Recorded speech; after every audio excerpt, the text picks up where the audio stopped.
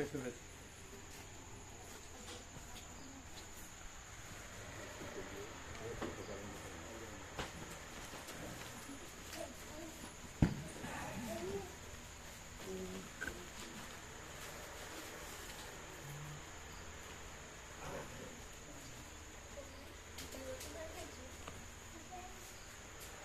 એ સુશીલભાઈ પેલું મોકલ્યું, નૂતન વર્ષાભિનંદનનું મોકલ્યું. હા સાંભળે છે.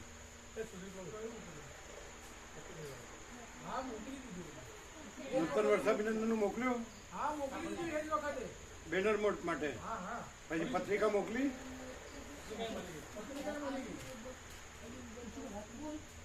એને 1000 પત્રિકાનું કીધું.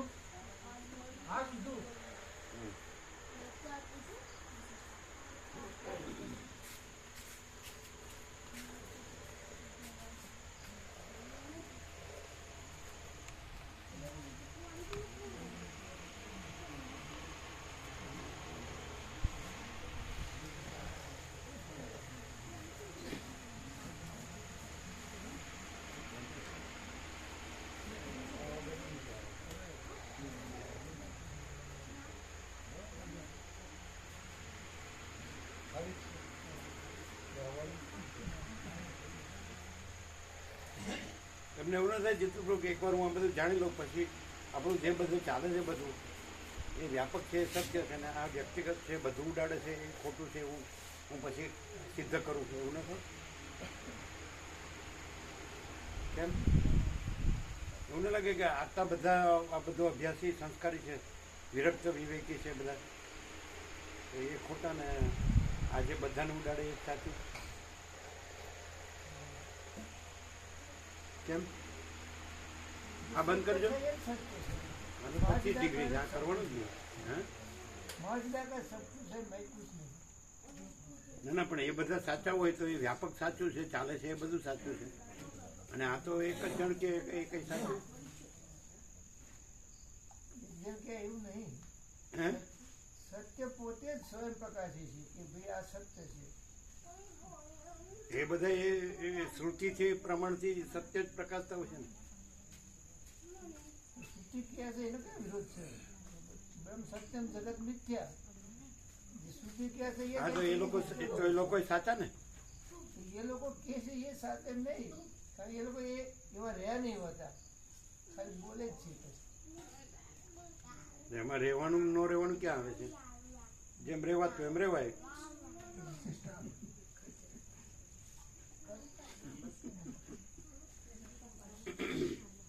ભાઈ જ્યાં જેમ ત્યાં તેમ.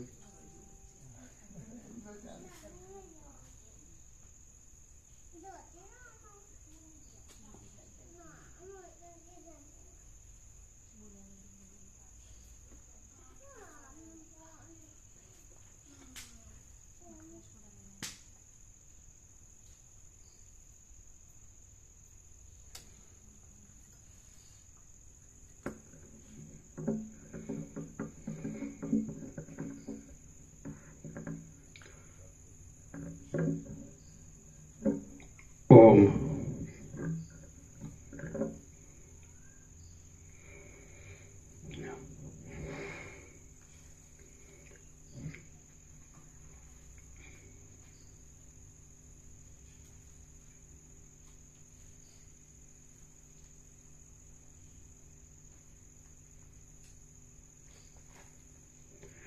परम चिदाकाश,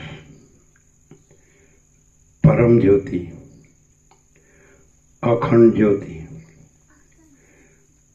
महाचिदाकाश, स्वयं प्रकाश, संपूर्ण प्रकाश,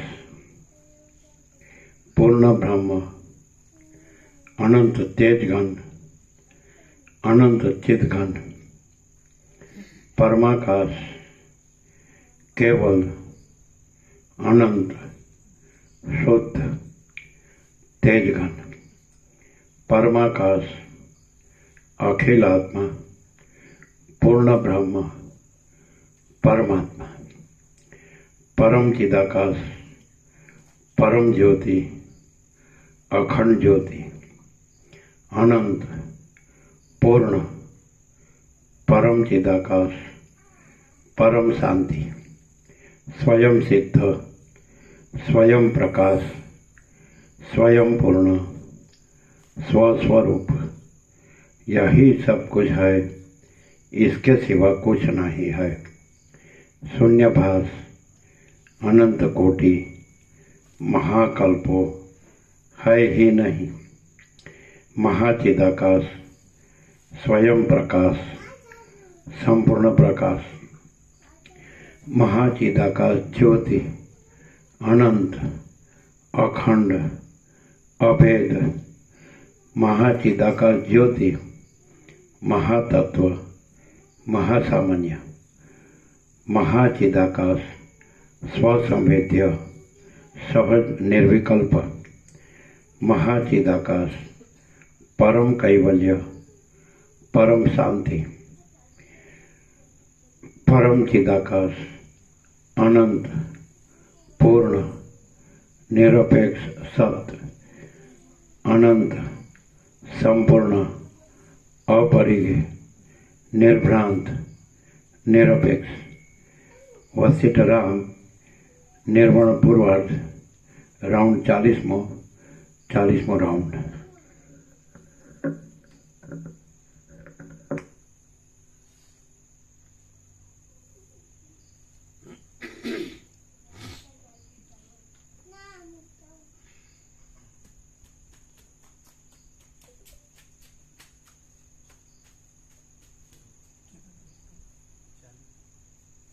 જો અવાજ ન બરોબર આવે તો પેલું હોય એ ચાલુ રાખવાનું।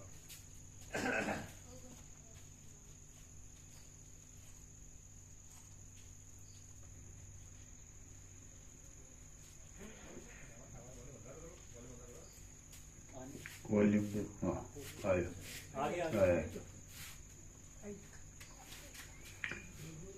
आद्य परब्रह्म सद्गुरु देव की जय। ओम श्री परमात्मने नमः। सद्ग्रंथों में शिरोमणि श्री योग वासिष्ठ महारामायण પેલા જેવો અવાજ નથી। निर्वाण प्रकरण पूर्वार्ध सर्ग 50मो पेज नंबर 949 पेज नंबर 949 सर्ग 50मो इंद्रिय संवेदन विचार।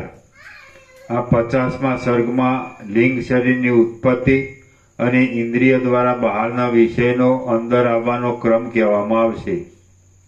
राम बोल्या, हे प्रभु, जे कांई जाणवानुं हतुं ते सगळुं जणाई चूक्युं अने जे कांई जोवानुं हतुं ते संपूर्ण रीते जोवाई चूक्युं। आपना ब्रह्मज्ञान रूपी परम अमृतथी अमे परिपूर्ण थया छीए। અમને પેલા જેવો અવાજ નથી લાગતો, પેલા માઇક જેવો અવાજ નથી લાગતો।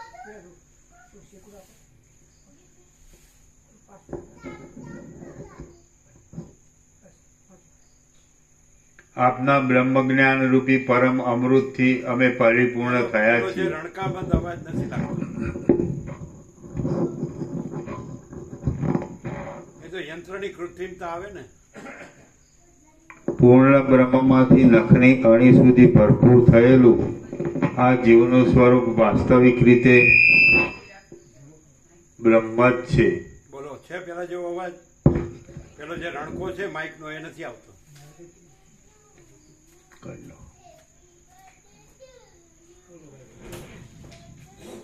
બોલો, આવે છે? તમને પોતાને લાગે છે પેલા જેવો અવાજ છે? हरखुं सेटिंग करी होय तो खरी। હા, કરો સરખું ચેટિંગ કરો। હવે એને મગાવ્યું છે એટલે એ તો લાવશે। હવે મેં મગાવ્યું છે ना अमे नहीं मंगाई भाई। હા, તમે કીધું મેં કીધું તું। ये तो काल कीधुं तु एना पहेला तो एवने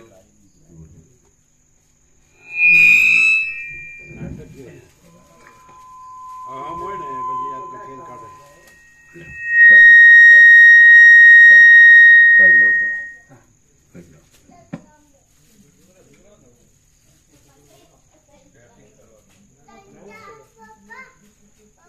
મામા આપણું સાચું બોલો, પેલા રણકો જે આ માઇકમાં આવે છે એવો આવે છે? અરે તમે બોલતા કેમ નથી? આવે છે? આમ કીણો અવાજ નથી આવતો?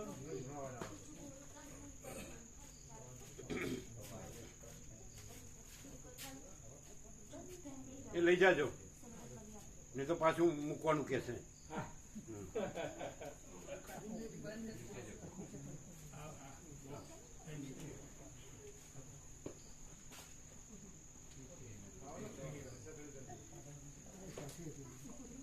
લઈ લો બધું એનું જે હોય બધી કોથળી બોથળી આપી દો.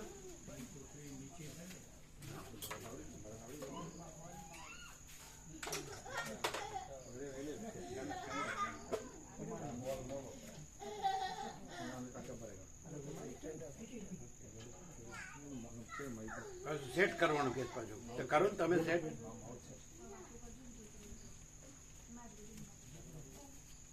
જેટલા ખેલ કાઢો એટલા કાઢો.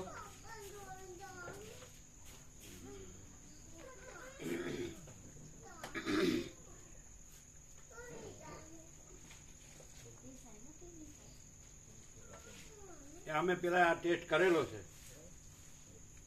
અમદાવાદ, અમને ખબર છે કે આ બરાબર નથી.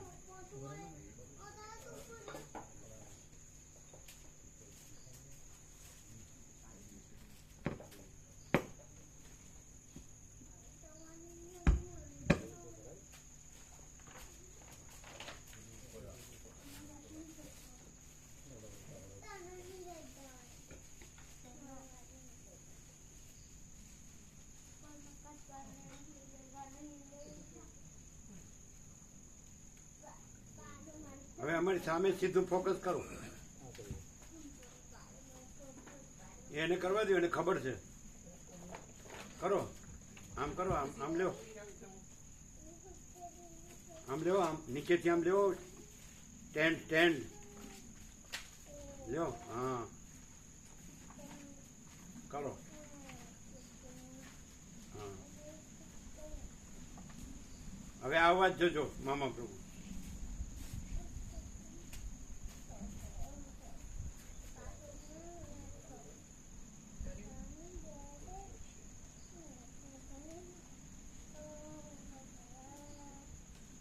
મોઢા આગળ કરો, નીચું કરો, નીચું મોઢા આગળ કરો. હા, થોડું આમ કરો ઉપરથી. હવે જોજો અવાજ. સર્ગ 50મો ઇન્દ્રિય સંવેદન વિચાર. કેવો છે? Page number 949. ફેર લાગે છે? એને નહીં લાગે કે મેં મંગાવ્યું એનું હું. એને કીધું મેં કીધું તું. કાલે વાત થઈ હતી પ્રભુ. બસ હવે વધારે બોલતા નહીં. બોલ લાયા હતા તો હા, આ 50મા સર્ગમાં લિંગ શરીરની ઉત્પત્તિ અને ઇન્દ્રિય દ્વારા બહારના વિષયનો અંદર આવવાનો ક્રમ કહેવામાં કેવું આવશે. છે હર્ષદ પ્રભુ? કેવો વાત છે? આ પેલા અમે ટ્રાય કરેલી છે, અમે પાછું આપી દીધું કે બરાબર નથી. યંત્રનો ફેર પડે ને, યંત્ર વચમાં આવે. ચલો. રામ બોલ્યા, હે પ્રભુ, જે કાંઈ જાણવાનું હતું તે સગળું જણાઈ ચૂક્યું અને જે કાંઈ જોવાનું હતું તે સંપૂર્ણ રીતે જોવાઈ ચૂક્યું. આપના બ્રહ્મજ્ઞાન રૂપી પરમ અમૃતથી અમે પરિપૂર્ણ થયા છીએ. પૂર્ણ બ્રહ્મમાંથી નખની અણી સુધી ભરપૂર થયેલું આ જીવનું સ્વરૂપ વાસ્તવિક રીતે બ્રહ્મ જ છે. પૂર્ણ બ્રહ્મમાંથી અનુક્રમે જે આકાશાદિ ઉત્પન્ન થાય છે તે પર પૂર્ણ બ્રહ્મ જ ઉત્પન્ન થાય છે. વાસ્તવિક રીતે પૂર્ણ બ્રહ્મથી પૂર્ણતાવાળું જીવ તત્વ જો અખંડ ઐક્યથી ભરપૂર થાય તો કલ્પિત અપૂર્ણતારૂપી ભ્રમ ટળી જાય છે અને પૂર્ણમાં પૂર્ણપણું જ રહે છે. હે મહારાજ, ઘણા લોકોના બોધને વધારવા માટે હવે એક વાત હું આપને સહજ પૂછું છું. માટે પિતા જેમ બાળક ઉપર કોપ ન કરે તેમ આપ મારા પર કોપ ન કરશો. કાન, આંખ, ચામડી, જીભ અને નાક. થોડું નીચું કરો, મોઢા આગળ કરો. કાન, આંખ, ચામડી, જીભ અને નાક એ મરણ પામેલા પ્રાણીના શરીરમાં હોવા છતાં પણ અને પ્રત્યક્ષ રીતે દેખાતા હોવા છતાં પણ પોતપોતાના વિષયોને કેમ જાણતા નથી? અને જીવતા માણસોના શરીરમાં એ પોતપોતાના વિષયોને કેમ જાણે છે? જો કહેશો કે ઇન્દ્રિયો ગોલકોથી જુદી છે, તેઓ જીવતા માણસના શરીરમાં જ રહે છે અને તે ઇન્દ્રિયો પોતે બહાર નીકળી ઘટાદિકના બાહ્યપણાનો અનુભવ કરીને પછી અંદર બેસીને તે અનુભવને કહે છે, તો એ વાત ઘટતી નથી. આમ લેજો થોડું, દેખાતું નહીં અમને. મોઢા આગળ બરાબર રાખો, નીચું કરજો. ચાલો. કેમ તો એ વાત ઘટતી નથી, કેમ કે તેઓમાં ચેતનપણું પણ નથી અને કહેવાનું સામર્થ્ય પણ નથી. જો કહેશો કે ઇન્દ્રિયો બહારના ઘટાદિક પદાર્થને હૃદયમાં લઈ જઈને સ્થાપે છે, તો એ વાત પણ ઘટતી નથી, કેમ કે હૃદયમાં પદાર્થોનું સ્થાપન થયું હોય તો હૃદયમાં વારંવાર તે પદાર્થોનો અનુભવ થવો જોઈએ. ઘટાદિક પદાર્થો હૃદયમાંથી પાછા બહાર નીકળતા પણ જોવામાં આવતા નથી.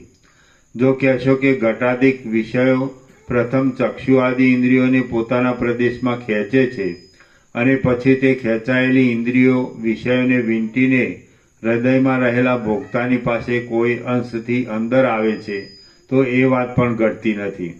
ઘટાદિક વિષયો ગોલકોના પ્રદેશો સુધી આવતા નથી, માટે તેઓ ઇન્દ્રિયોને શી રીતે ખેંચી શકે?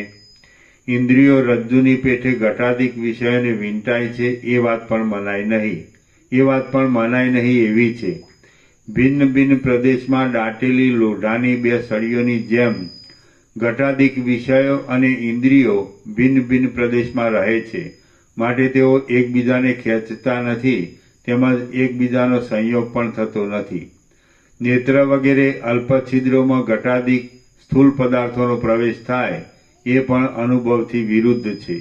હે મહારાજ, હું જાણતો હોવા છતાં પણ મૂર્ખ લોકોને સમજણ પડે એટલા માટે આવા વિષયો વારંવાર પૂછું છું, માટે આપ દયા કરીને સંપૂર્ણ રીતે તેના ઉત્તર આપશો. વશિષ્ઠ બોલ્યા, ઇન્દ્રિયો ગોલકોથી જુદી નથી એ વાત તો બહુ સાધારણ છે. એમ જ કહો કે ઇન્દ્રિય આદિ, ચિત્ર આદિ અને ઘટાદિક કાંઈ પણ નિર્મળ ચૈતન્યથી જુદું સંભવતું જ નથી.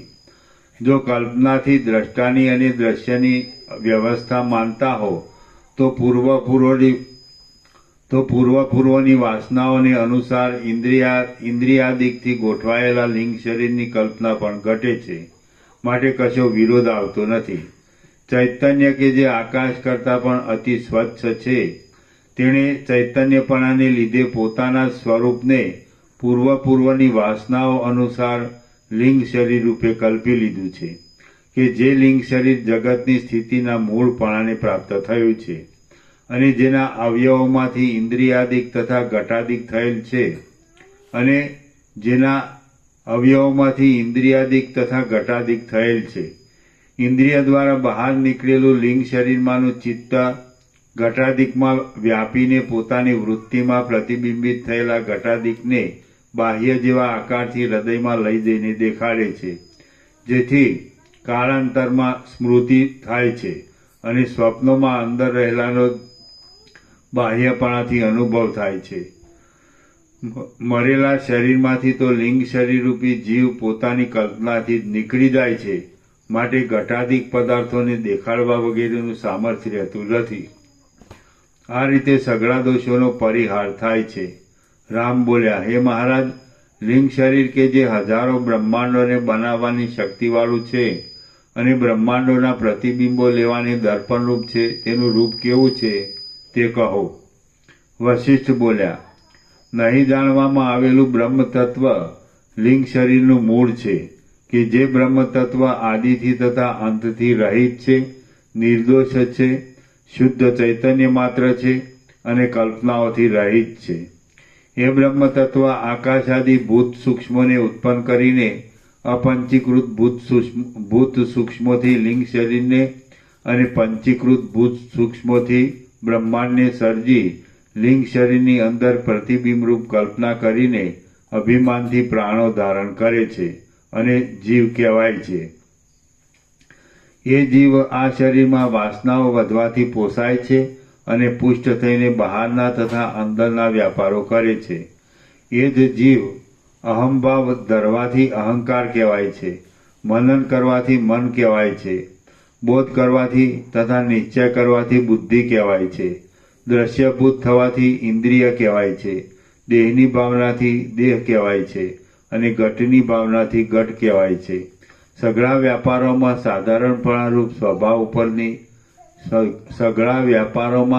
સાધારણપણારૂપ સ્વભાવ ઉપરથી વિદ્વાનો તેને લિંગ શરીર કહે છે.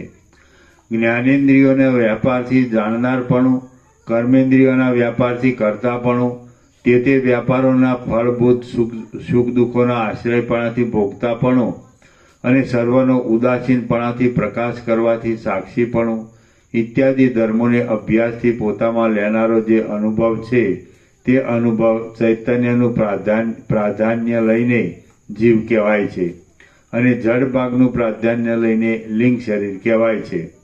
એ જીવ બુદ્ધિના આકારોનો કાળના ભેદથી ભેદ થવાને લીધે કામ, ક્રોધ, હર્ષ તથા ખેદ ઇત્યાદિથી રંગાઈને જાણે જુદા જુદા પ્રકારનો હોય એવો થઈ જાય છે અને કાળે કરીને લિંગ શરીરરૂપ સ્વભાવને લીધે જેમાં અનંત વાસનાઓરૂપ કણિકાઓનો ઉદય પણ થાય છે એવા આકારને પામે છે. જેમ પાણી રેડવાથી પાંદડા આદિ બીજનો અંકુર તથા આકાર થાય છે તેમ વાસનાઓ પ્રકટ થવાથી શરીરાદિક, સ્થાવરાદિક તથા જંગમાદિક આકાર થાય છે.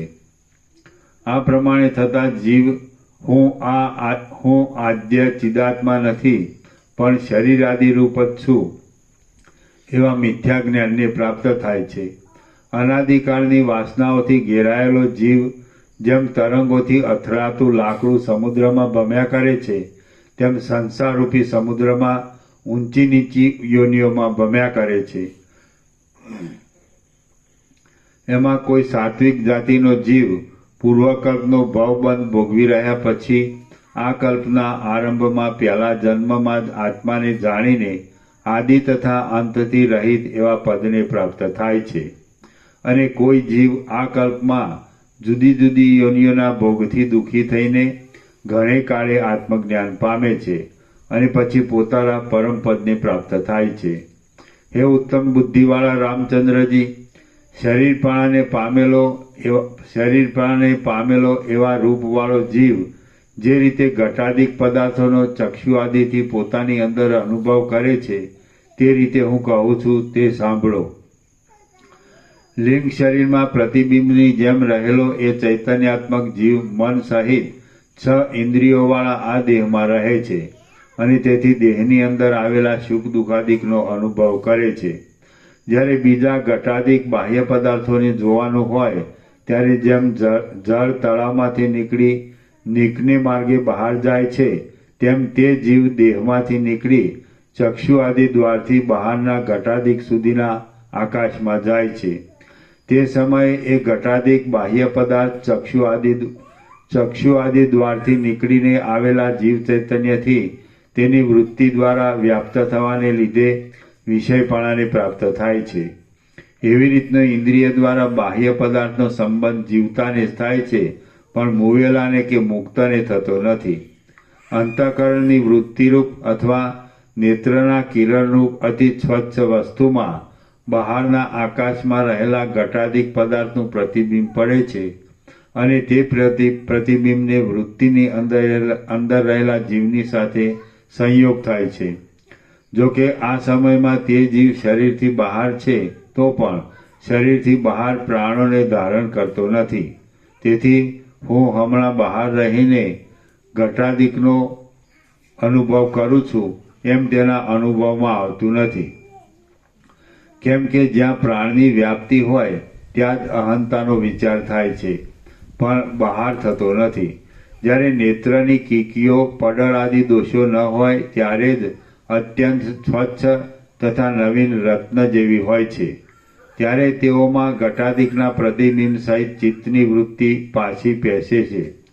આવી રીતે નેત્રની કીકીઓ દ્વારા અંદર પેઠેલો પ્રતિબિંબરૂપ પદાર્થનો હું છું એવા અભિમાનવાળા જીવની સાથે સંયોગ થાય છે. હે રામચંદ્રજી, આ રીતે ઘટાદિક બાહ્ય પદાર્થો બહાર દેખાય છે તે છતાં હૃદયમાં અહંકાર ધરાવનારા જીવના જાણવામાં આવે છે. જે પદાર્થોનો પોતાની સાથે સંયોગ થાય તે પદાર્થને બાળક, પશુ અને સ્થાવર પણ જાણે છે, ત્યારે જીવ શા માટે ન જાણે? સ્વચ્છ ચક્ષુ ઇન્દ્રિયોના કિરણો ઉપર કહેલી રીતિ પ્રમાણે વૃત્તિ દ્વારા જીવ ચૈતન્યથી વીંટાઈને આગળ રહેલા દ્રશ્યની સાથે ગાઢ સંબંધ ધરે છે કે જેથી જીવ તે દ્રશ્યનો સંપૂર્ણ અનુભવ કરે છે. સ્પર્શમાં, રસમાં અને ગંધમાં પણ ચિત્તની વૃત્તિના સંબંધથી થતો જીવના સ્પર્શનો ક્રમ આ પ્રમાણે સમજવો. શબ્દ તો આકાશમાં રહેનાર હોવાથી કાનના આકાશમાં જઈને ક્ષણ માત્રમાં અંદર જીવનો સ્પર્શ કરે છે. શબ્દને વૃત્તિમાં પ્રતિબિંબિત થવાની જરૂર રહેતી નથી. ઇન્દ્રિયો સંબંધી સઘળા જ્ઞાનનું નિરૂપણ એ પ્રમાણે છે. રામ બોલ્યા, મનમાં, અરીસામાં, કાચમાં, ધાતુના યંત્રોમાં અને કુમળા પાંદડા વગેરેમાં ઘટાદિકનું તથા મુખાદિકનું જે પ્રતિબિંબ પડે છે તે પ્રતિબિંબ શી વસ્તુ છે એ મને કહો. વશિષ્ઠ બોલ્યા, હે બ્રહ્મવેત્તાઓમાં ઉત્તમ રામચંદ્રજી, વ્યષ્ટિ જીવ તથા સમષ્ટિ જીવ કે જેઓ સાચા ચૈતન્યરૂપ બિંબના પ્રતિબિંબરૂપ છે તેઓનું પ્રતિબિંબાત્મક રૂપ પણ બિંબથી જુદું છે એમ કહી શકાતું નથી. ત્યારે મુખનું પ્રતિબિંબ તથા ઘટનું પ્રતિબિંબ કે જે પોતે પણ અત્યંત જડ છે અને તેના બિંબ પણ અત્યંત જડ છે તેનું સ્વરૂપ કેવી રીતે કહી શકાય? જે પ્રતિબિંબ છે તે ચૈતન્યની એક જાતની ભ્રાંતિ જ છે એમ સમજો. પ્રતિબિંબ જ ભ્રાંતિ માત્ર છે એમ નથી, પણ સઘળું જગત ભ્રાંતિ માત્ર છે, માટે તમે જગતમાં સત્યપણાનો વિશ્વાસ રાખો નહીં. જેમ તરંગ જળથી જુદો નથી પણ જડ જ છે, જેમ તરંગ જળથી જુદો નથી પણ જળ જ છે, તેમ પ્રપંચ ચૈતન્યથી જુદો નથી પણ ચૈતન્ય જ છે. પરમાત્મારૂપ સમુદ્રમાં દેશ, કાળ તથા ક્રિયાઓ વગેરે તરંગો છે જ નહીં. સર્વદેશમાં, સર્વકાળમાં તથા સર્વરૂપે જે કાંઈ પ્રતીત થાય છે તે એક આત્મા જ છે. હે રામચંદ્રજી, તમે સર્વદા અનાસક્ત બુદ્ધિવાળા, આનંદથી ભરપૂર, શાંત બુદ્ધિવાળા અને સઘળા સંસાર નામના રોગરૂપી માયાથી રહિત થઈને બ્રહ્મ સ્વભાવમાં સ્થિત રહો. શ્રી યોગવાસિત મહારામાયણમાં નિર્વાણ પ્રકરણના પૂર્વાર્ધનો અક્ષ સંવેદર વિચાર યોગોપદેશ નામનો સર્ગ 50મો સમાપ્ત. સર્ગ 51મો. અબોધથી જીવાદિની ભ્રાંતિ અને બોધથી બ્રહ્મરૂપતા. આ 51મા સર્ગમાં જીવ, ઇન્દ્રિયો, મન, દેહ અને લિંગ શરીર ઇત્યાદિ ભ્રાંતિઓ અબોધથી જ છે. બોધમાં તો એક બ્રહ્મ જ અવશેષ રહે છે એમ કહેવામાં આવશે. વશિષ્ઠ બોલ્યા, જેમ બ્રહ્માને ચક્ષુ, મન કે દેહ આદિ કાંઈ થયું જ નથી, તેમ તમને પણ ચક્ષુ, મન કે દેહ આદિ કાંઈ થયું જ નથી. એવી રીતનું મારા વચનનું સઘળું તાત્પર્ય તમારા જાણવામાં આવ્યું હશે. જેમ બ્રહ્માના લિંગ શરીરને સૃષ્ટિના આરંભમાં વ્યવહાર કરવાના પદાર્થોનું જ્ઞાન ઉદય પામ્યું છે, તેમજ બીજાના લિંગ શરીરોને પણ તે જ્ઞાન ઉદય પામ્યું છે. ગર્ભમાં રહેતા જ જેને ચક્ષુ આદિ ઇન્દ્રિયોનો ઉદય પ્રાપ્ત થાય છે, એવો લિંગ શરીરરૂપ જીવ જે વસ્તુની જે રીતે ભાવના કરે છે તે વસ્તુને પોતાની વાસનાને લીધે તે રીતની દેખે છે.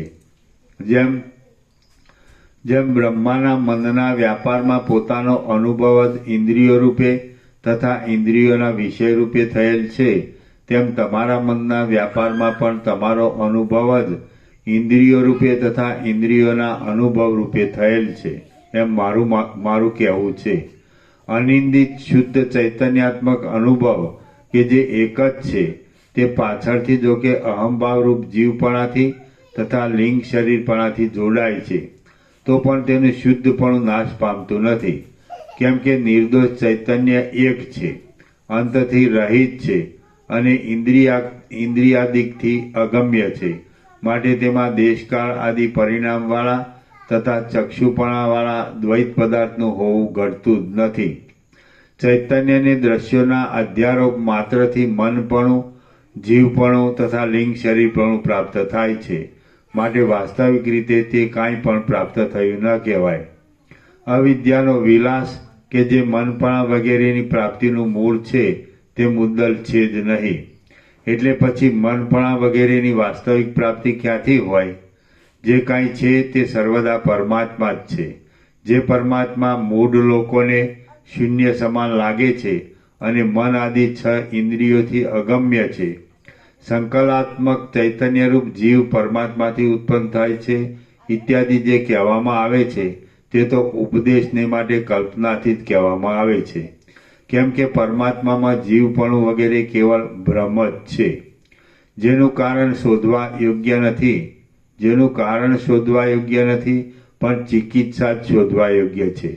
અને મૂળની કલ્પના વગેરે તો જેની ચિકિત્સાનો ઉપાય છે એવો અવિદ્યારૂપી રોગ ગુરુશાસ્ત્ર આદિકના ઉપદેશથી અને વિચારથી નાશ પામે છે.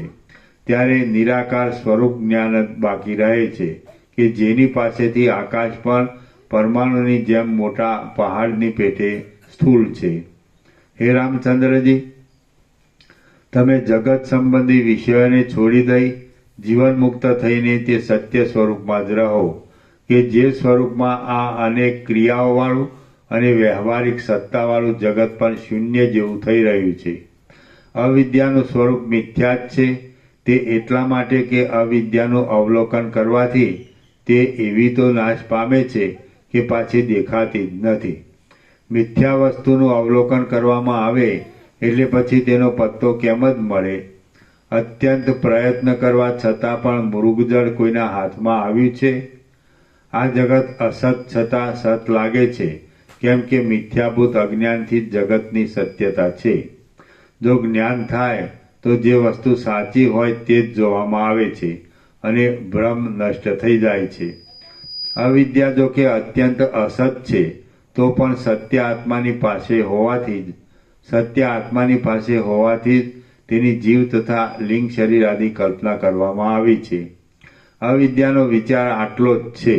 અવિદ્યાને લઈને જીવ તથા લિંગ શરીર આદિની કલ્પના શાસ્ત્રોએ જીવને ઉપદેશ દેવા માટે જ કરેલી છે. હું તમને સમજાવવા માટે એ કલ્પના કહું છું, તે એક ચિત્તથી સાંભળો. સાક્ષાત ચૈતન્ય પોતે જીવપણાને પ્રાપ્ત થઈ આ પુર્યાષ્ટક નામના દેહમાં પ્રવેશ કરી અનેક કલ્પનાઓ કરે છે.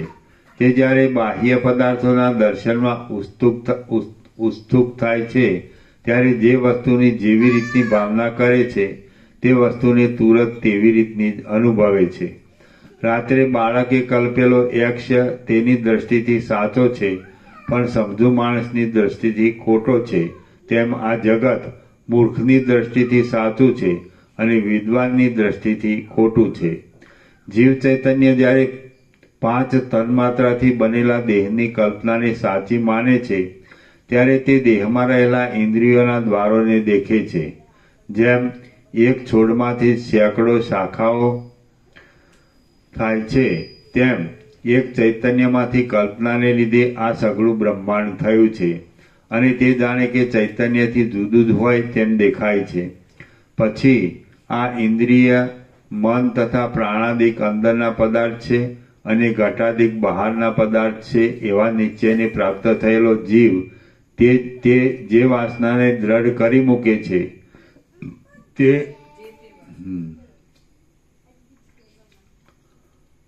પછી આ ઇન્દ્રિય, મન તથા પ્રાણાદિક અંદરના પદાર્થ છે અને ઘટાદિક બહારના પદાર્થ છે એવા નિશ્ચયને પ્રાપ્ત થયેલો જીવ જે તે વાસનાને દ્રઢ કરી મૂકે છે.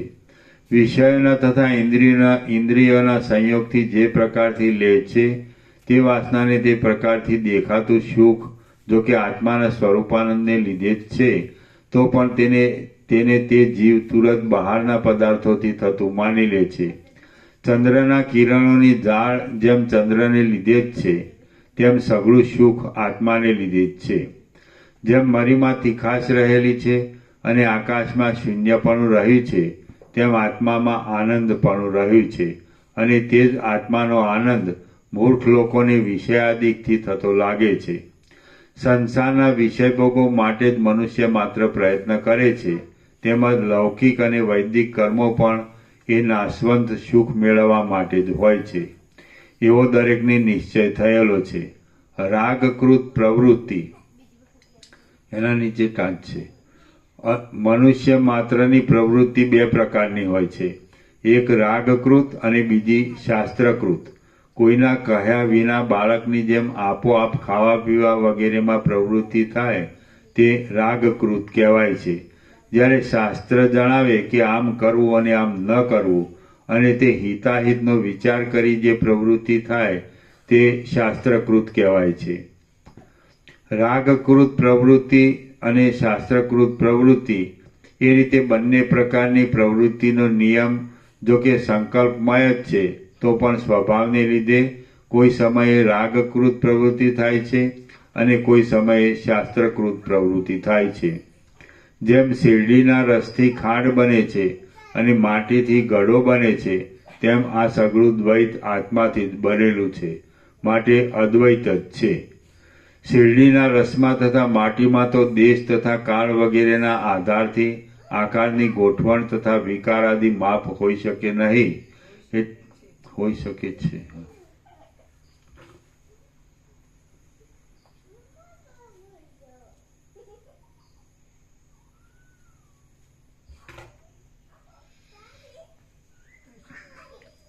શેરડીના રસમાં તથા માટીમાં તો દેશ તથા કાળ વગેરેના આધારથી આકારની ગોઠવણ તથા વિકાર આદિ માપ હોઈ શકે છે, એટલે આકારની ગોઠવણ તથા વિકાર આદિ કંઈ સંભવતું જ નથી.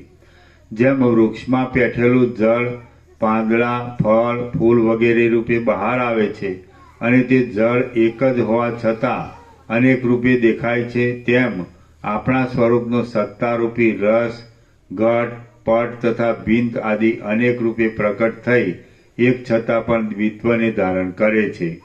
જે બ્રહ્મ છે તેણે પોતામાં પોતાની કલ્પનાથી દ્વિત્વનું સંપાદન કર્યું છે એમ સમજવું.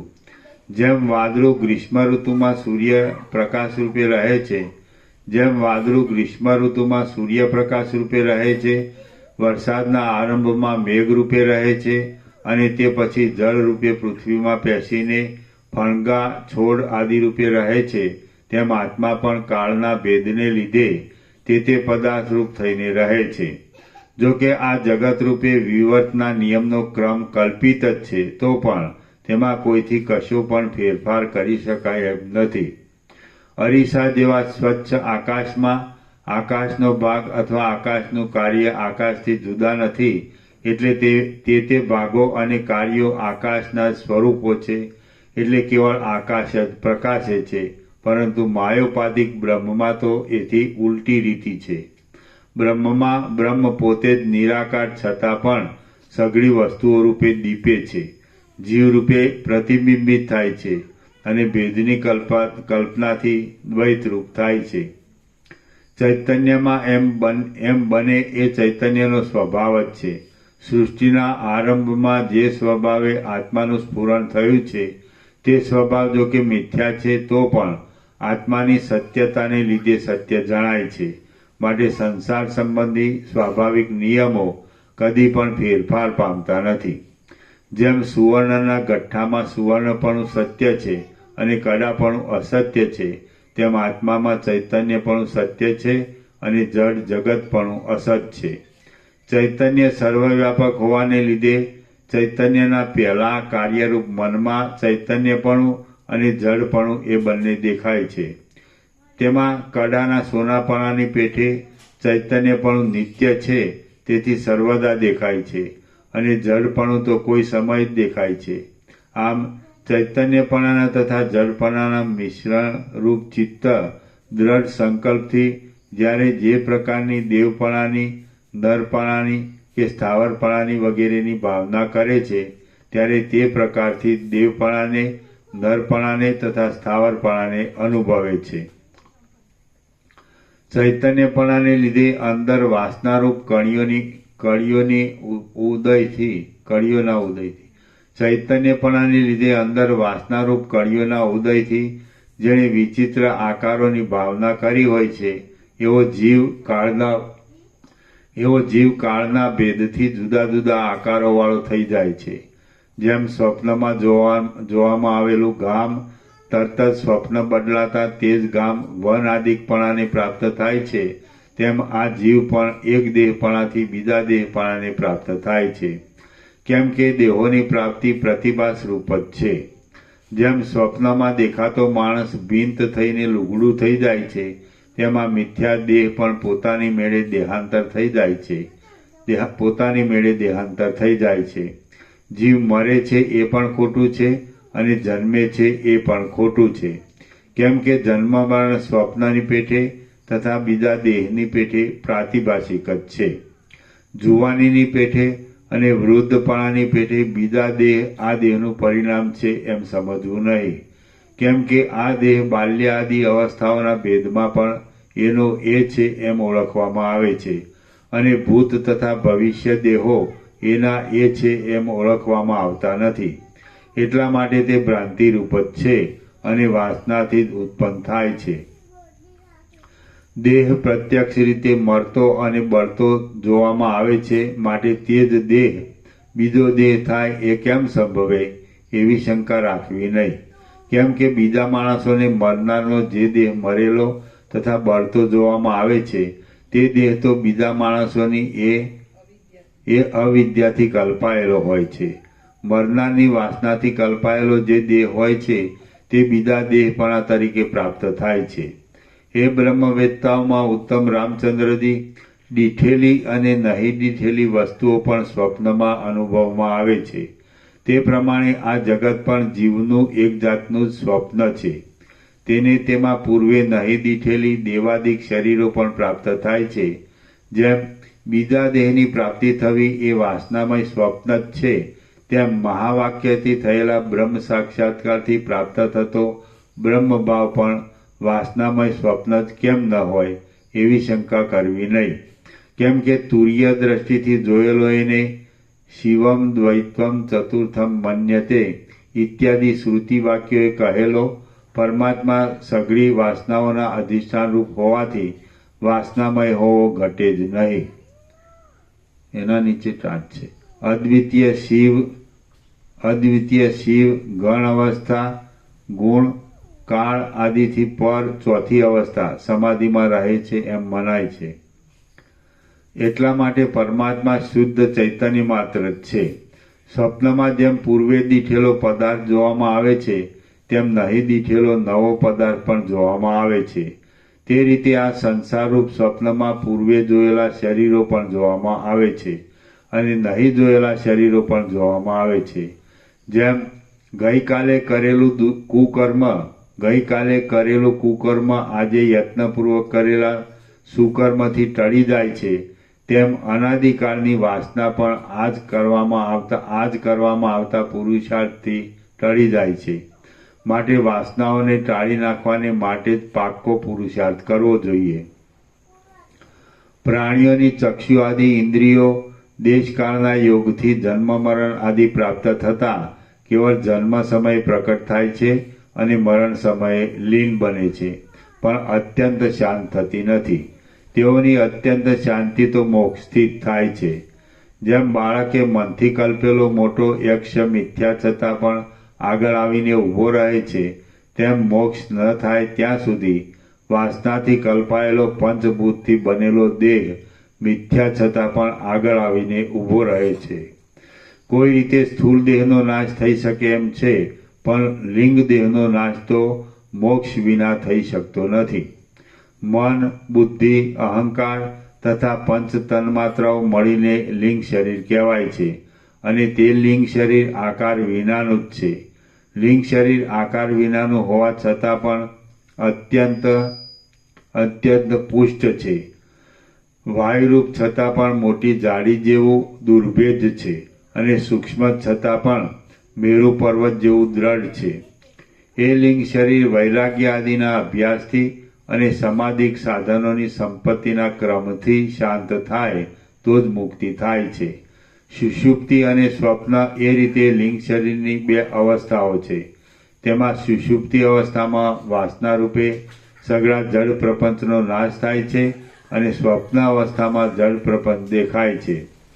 એ લિંગ શરીર મોક્ષની પ્રાપ્તિ થતા સુધી સ્થાવર જંગમ વગેરે આકારો લઈ ભમ્યા જ કરે છે. સર્વ જીવોનું આ લિંગ શરીર કોઈ સમયે સુષુપ્તિ અવસ્થામાં રહે છે અને કોઈ સમયે સ્વપ્ન અવસ્થામાં રહે છે. લિંગ શરીરની સર્વથા શાંતિ તો મોક્ષમાં જ છે. સુષુપ્તિમાં રહેલું લિંગ શરીર પાછળથી જ્યારે ખરાબ સ્વપ્નોથી પીડાય છે ત્યારે પ્રલયકાળના અગ્નિ જેવું તપી જાય છે અને ભાન ભૂલી જાય છે. સ્થાવર આદિ શરીરોમાં અને સ્થાવરોમાં ઉત્તમ કલ્પવૃક્ષ વગેરેના શરીરોમાં રહેલું લિંગ શરીર શિલાના જેવી મોહની અત્યંત ઘાટાઈને લીધે સુષુપ્તિ અવસ્થામાં રહે છે એમ સમજવું. ચિત્તની જડતાનો જે વધારો તે જ સુષુપ્તિ છે. ચિત્તનું જે ભટકવું તે જ સંસાર છે. ચિત્તનો જે તત્વબોધ તે જ મુક્તિ છે અને તુર્યપણું એ જ ખરી જાગૃતિ અવસ્થા છે. ચિત્તની જડતાનો જે વધારો તે જ સુષુપ્તિ છે. ચિત્તનું જે ભટકવું તે જ સંસાર છે. ચિત્તનો જે તત્વબોધ તે જ મુક્તિ છે અને તુર્યપણું એ જ ખરી જાગૃતિ અવસ્થા છે. જેમ ત્રાંબાના ભેળવાળું સોનું મેલ ધોવાઈ જવાથી સોનાપણાને પ્રાપ્ત થાય છે તેમ જીવ બોધથી પરમાત્માપણાને પ્રાપ્ત થાય છે. જેમ ત્રાંબાના ભેળવાળું સોનું મેલ ધોવાઈ જવાથી સોનાપણાને પ્રાપ્ત થાય છે તેમ જીવ બોધથી પરમાત્માપણાને પ્રાપ્ત થાય છે. બોધથી જીવને જે મુક્તિ થાય છે તે બે પ્રકારની છે. એક જીવન મુક્તિ અને બીજી વિદેહ મુક્તિ. સાક્ષીપણામાં જે સ્થિતિ તે જીવન મુક્તિ કહેવાય છે અને તુર્યાતીત પદમાં જે સ્થિતિ તે વિદેહ મુક્તિ કહેવાય છે. જીવ બોધથી બ્રહ્મરૂપ થાય છે અને તે બોધ બુદ્ધિના પ્રયત્નથી થાય છે. જો જીવ પ્રમાણોથી પોતાના સ્વરૂપને જાણે તો સાક્ષીરૂપ થઈને રહે છે અને ન જાણે તો જીવ ખરી રીતે બ્રહ્મરૂપ છે તો પણ અજ્ઞાનને લીધે સ્વપ્નની જેમ આ સંસારને દેખે છે અને તેથી તેનું હૃદય પથ્થર જેવું બને છે. જીવોની અંદર ચૈતન્ય કળા સિવાય બીજું કંઈ છે જ નહીં, પણ તે ચૈતન્ય કળાને જે જીવ પોતાથી જુદું જાણે તે જીવ વૃથા શોક કર્યા કરે છે. અહો, માયાનો વિલાસ અપાર છે કે જેથી જીવરૂપ પરમાણુની અંદર પરમ ચૈતન્ય વિના બીજું કશું નહીં હોવા છતાં પણ તેમાં જ્યાં ત્યાં જગત જોવામાં આવે છે. જેમ તપેલીમાં ઉકળતા જળની અંદર અનેક પ્રકારના પરપોટા થાય છે તેમ જીવરૂપ પરમાણુઓની અંદર મિથ્યાભૂત અનેક સંસારોનો ઉદય થાય છે. વાસનાનો ઉદય એ જ બંધ છે ને વાસનાનો લય એ જ મોક્ષ છે. સુષુપ્તિમાં વાસનાઓ પ્રકટ થતી નથી પરંતુ સ્વપ્નમાં પ્રકટ થાય છે. પથ્થર જેવા જળ પદાર્થોમાં વાસના ખૂબ જ છુપાયેલી હોય છે. પશુ પક્ષીઓમાં તે વાસના સહજ દેખાયા કરે છે અને મનુષ્યોમાં તો તે વાસના પાતળી બની સદા દેખાયા કરે છે.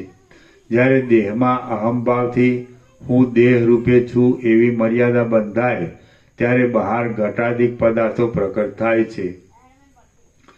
જ્યારે ચક્ષુ આદિ દ્વારથી અંતઃકરણ દ્વારા નીકળેલો અંતઃકરણની વૃત્તિવાળો જીવ બહાર આવી ઘટ આદિ આકારવાળો થાય ત્યારે હું ગઢાને જાણું છું એવી રીતની ગ્રાહ્યની તથા ગ્રાહકની વાસનારૂપ સત્તા પ્રકટ થાય છે. જ્યારે આત્માનો બહારના ઘટાદિક અનાત્મ પદાર્થ સાથે સંયોગ થાય છે ત્યારે ચૈતન્યપણાને લીધે ગ્રાહ્યપણાની તથા ગ્રાહકપણાની બુદ્ધિ ઝાંઝવાના પાણીની પેઠે ઉદય પામે છે. આ સંસારમાં કાંઈ છોડાતું નથી અને કાંઈ લેવાતું પણ નથી, કેમ કે ચિદાત્મા બહારના તથા અંદરના આકારો રૂપે પ્રકાશે છે. જે આ સઘળું બ્રહ્માંડ છે તે ચૈતન્યનો ચમત્કાર છે. માટે ભેદોની કલ્પનાઓ છોડી દીધો. આપણે તત્વબોધથી શોભી રહ્યા છીએ. બહારનું કે અંદરનું જગત કાળત્રયમાં પણ ચૈતન્યથી જુદું છે જ નહીં. જેમ તેના પોતાના રૂપમાં સમુદ્ર જોવામાં આવે તો તે સઘળા તરંગાદી ભેદોથી રહિત થઈ આકાશથી પણ અત્યંત સ્વચ્છ એક શુદ્ધ જળ જ થઈ જાય છે. તેમ આ સઘળું જગત જો તત્વથી જોવામાં આવે તો વાસનાઓના તથા અવસ્થાના ભેદોથી રહિત થઈ તે કેવળ આદ્ય અને નિર્દોષ પરમ પદરૂપ જ થઈ જાય છે. ફરીથી જેમ તેના પોતાના રૂપમાં સમુદ્ર જોવામાં આવે તો તે સઘળા તરંગાદી ભેદોથી રહિત થઈ આકાશથી પણ અત્યંત સ્વચ્છ એક શુદ્ધ જળ જ થઈ જાય છે, તેમ આ સઘળું જગત જો તત્વથી જોવામાં આવે તો વાસનાઓના તથા અવસ્થાના ભેદોથી રહિત થઈ તે કેવળ આદ્ય અને નિર્દોષ પરમ પદરૂપ જ થઈ જાય છે. શ્રી યોગ વાસિષ્ઠ મહારામાયણમાં નિર્વાણ પ્રકરણના પૂર્વાર્ધનો બોધથી બ્રહ્મરૂપતા નામનો સર્ગ 51મો સમાપ્ત. સર્ગ 52મો આસક્તિના ત્યાગથી જ જગતનો ત્યાગ. આ 52મા સર્ગમાં જગત જીવના સ્વપ્નરૂપ છે અને આસક્તિના ત્યાગથી જગતનો ક્ષય થાય છે એમ જણાવવાને વાસ્તે અર્જુનના આખ્યાનનું નિરૂપણ કરવામાં આવશે. વશિષ્ઠ બોલ્યા, હે રામચંદ્રજી, પહેલો સમષ્ટિ જીવ થયો તેની અનેક કલ્પનાઓથી ભરેલું જે સ્વપ્ન છે તે જ આ આપણો સંસાર છે એમ સમજો કે જે સંસાર સત્ય પણ નથી અને અસત્ય પણ નથી, પરંતુ અનિર્વચનીય જ છે. જેવું આપણને સ્વપ્ન થાય છે તેવું સમષ્ટિ જીવને સ્વપ્ન થયું જ નથી, પણ કોઈ બીજા પ્રકારનું થયું છે. તથા આપણી જાગ્રત અવસ્થાના આ લોકાદિક પદાર્થો સમષ્ટિ જીવની જાગ્રત અવસ્થા રૂપ પણ છે અને સ્વપ્ન અવસ્થા રૂપ પણ છે. હે બ્રહ્મવેત્તાઓમાં ઉત્તમ રામચંદ્રજી, સમષ્ટિ જીવનું સ્વપ્ન આપણા સ્વપ્નની પેઠે તુરત નાશ પામતું જોવામાં આવતું નથી, એટલા માટે લાંબુ છે અને નાશવાળું હોવાને લીધે અસત્ય પણ છે એમ સમજો. સમષ્ટિ જીવની અંદરના વ્યક્તિગત જીવો જાણે એક સ્વપ્નમાંથી બીજા સ્વપ્નમાં જતા હોય તેમ તે જીવો આ અસત્ય સંસારને અત્યંત સત્ય માની લે છે. સમષ્ટિ જીવની અંદર વ્યષ્ટિ જીવોને મોહરૂપ ભ્રાંતિ થતા ચેતન બ્રહ્મમાં પંચભૂતાદી જડતાનો ઉદય થયો છે. અહંકારાદિક જડ પદાર્થમાં આત્માપણાના અભિમાનને લીધે ચેતનનો ઉદય થયો છે અને અસત્ય દેહાદિમાં સત્યનો ઉદય થયો છે. સૂર્યમંડળના જીવો સ્વપ્નથી મોહ પામ્યા હોય તેમ સૂર્યની અંદર પણ આ સઘળા ત્રૈલોક્યરૂપી બ્રહ્મને દેખે છે અને ભેદોની કલ્પનાઓથી તેઓ પણ ભમ્યા કરે છે. વ્યક્તિગત જીવો વાસ્તવિક રીતે સર્વવ્યાપકપણાને લીધે અને મર્યાદા માપથી રહિત સત્ય હોવાને લીધે જે વસ્તુની ભાવના કરે છે તે વસ્તુને તુરત પોતાની સત્તાના આરોપથી સત્ય જેવી માની લે છે. એટલા માટે સંસાર સંબંધી વસ્તુઓમાં આસક્તિના ત્યાગથી સંસાર સાચો છે એ ભ્રમની નિવૃત્તિ થતાં તત્વવેત્તાને જીવન મુક્તિ પ્રાપ્ત થાય છે. હે રામચંદ્રજી, જે અસંગ સ્થિતિનો ઉપદેશ શ્રીકૃષ્ણ અર્જુનને આપવાના છે અને તેને લીધે જે અર્જુન જીવન મુક્ત બની પોતાની જિંદગી સુખથી પસાર કરશે તે અસંગ સ્થિતિને આધારે તમે પણ જીવનને સુખે નિભાવો. રામ બોલ્યા, હે મહારાજ, એ પાંડુનો પુત્ર અર્જુન ક્યારે થશે અને શ્રીકૃષ્ણ તને કેવી અસંગ સ્થિતિનો ઉપદેશ કરશે? વશિષ્ઠ બોલ્યા, આત્મા એ કલ્પિત નામથી કહેવાતું અને જેમ આકાશમાં મહાકાશ રહે છે તેમ આદિથી તથા અંતથી રહિત પોતાના સ્વરૂપમાં જ રહેલું સત્તા માત્ર તત્વ છે.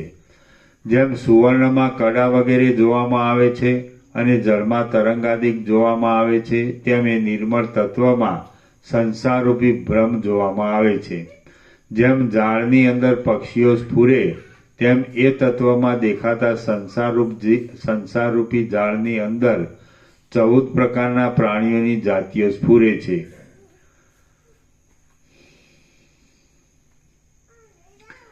તે જાતિઓમાં આ યમ, ચંદ્ર, સૂર્ય તથા ઇન્દ્રાદિક પ્રાણીઓ કે જેના ચરિત્રો વેદાદિકમાં કહેલા છે તેઓ પંચભૂતાત્મક સંસારમાં લોકપાલ થયા છે. એ લોકપાલોએ પોતપોતાના અધિકારને અનુસરતા સંકલ્પોથી ગોઠવેલી સમજણથી આ શ્રુતિ સ્મૃતિ આદિમાં કહેલું પુણ્ય લેવા યોગ્ય છે અને તેઓ નિષેધ કરેલા પાપ તજવા યોગ્ય છે એવી રીતની મર્યાદા સ્થાપી છે. હે રામચંદ્રજી, પોતાના અધિકારને અનુસરીને જે કાર્ય કરવું જોઈએ તે કાર્ય કરવા. એ લોકપાલોમાંના એક લોકપાલ યમરાજાનું ચિત્ત આજ સુધી પહાડની પેઠે સ્થિર રહેલું છે. એ મહાત્મા યમરાજા યુગોની એક એક ચોકડી પસાર થતા દ્વાપર યુગના અંતમાં પોતે પ્રાણીઓનો નાશ કર્યો તે પાપ લાગવાની શંકાથી કાંઈક તપ કરે છે.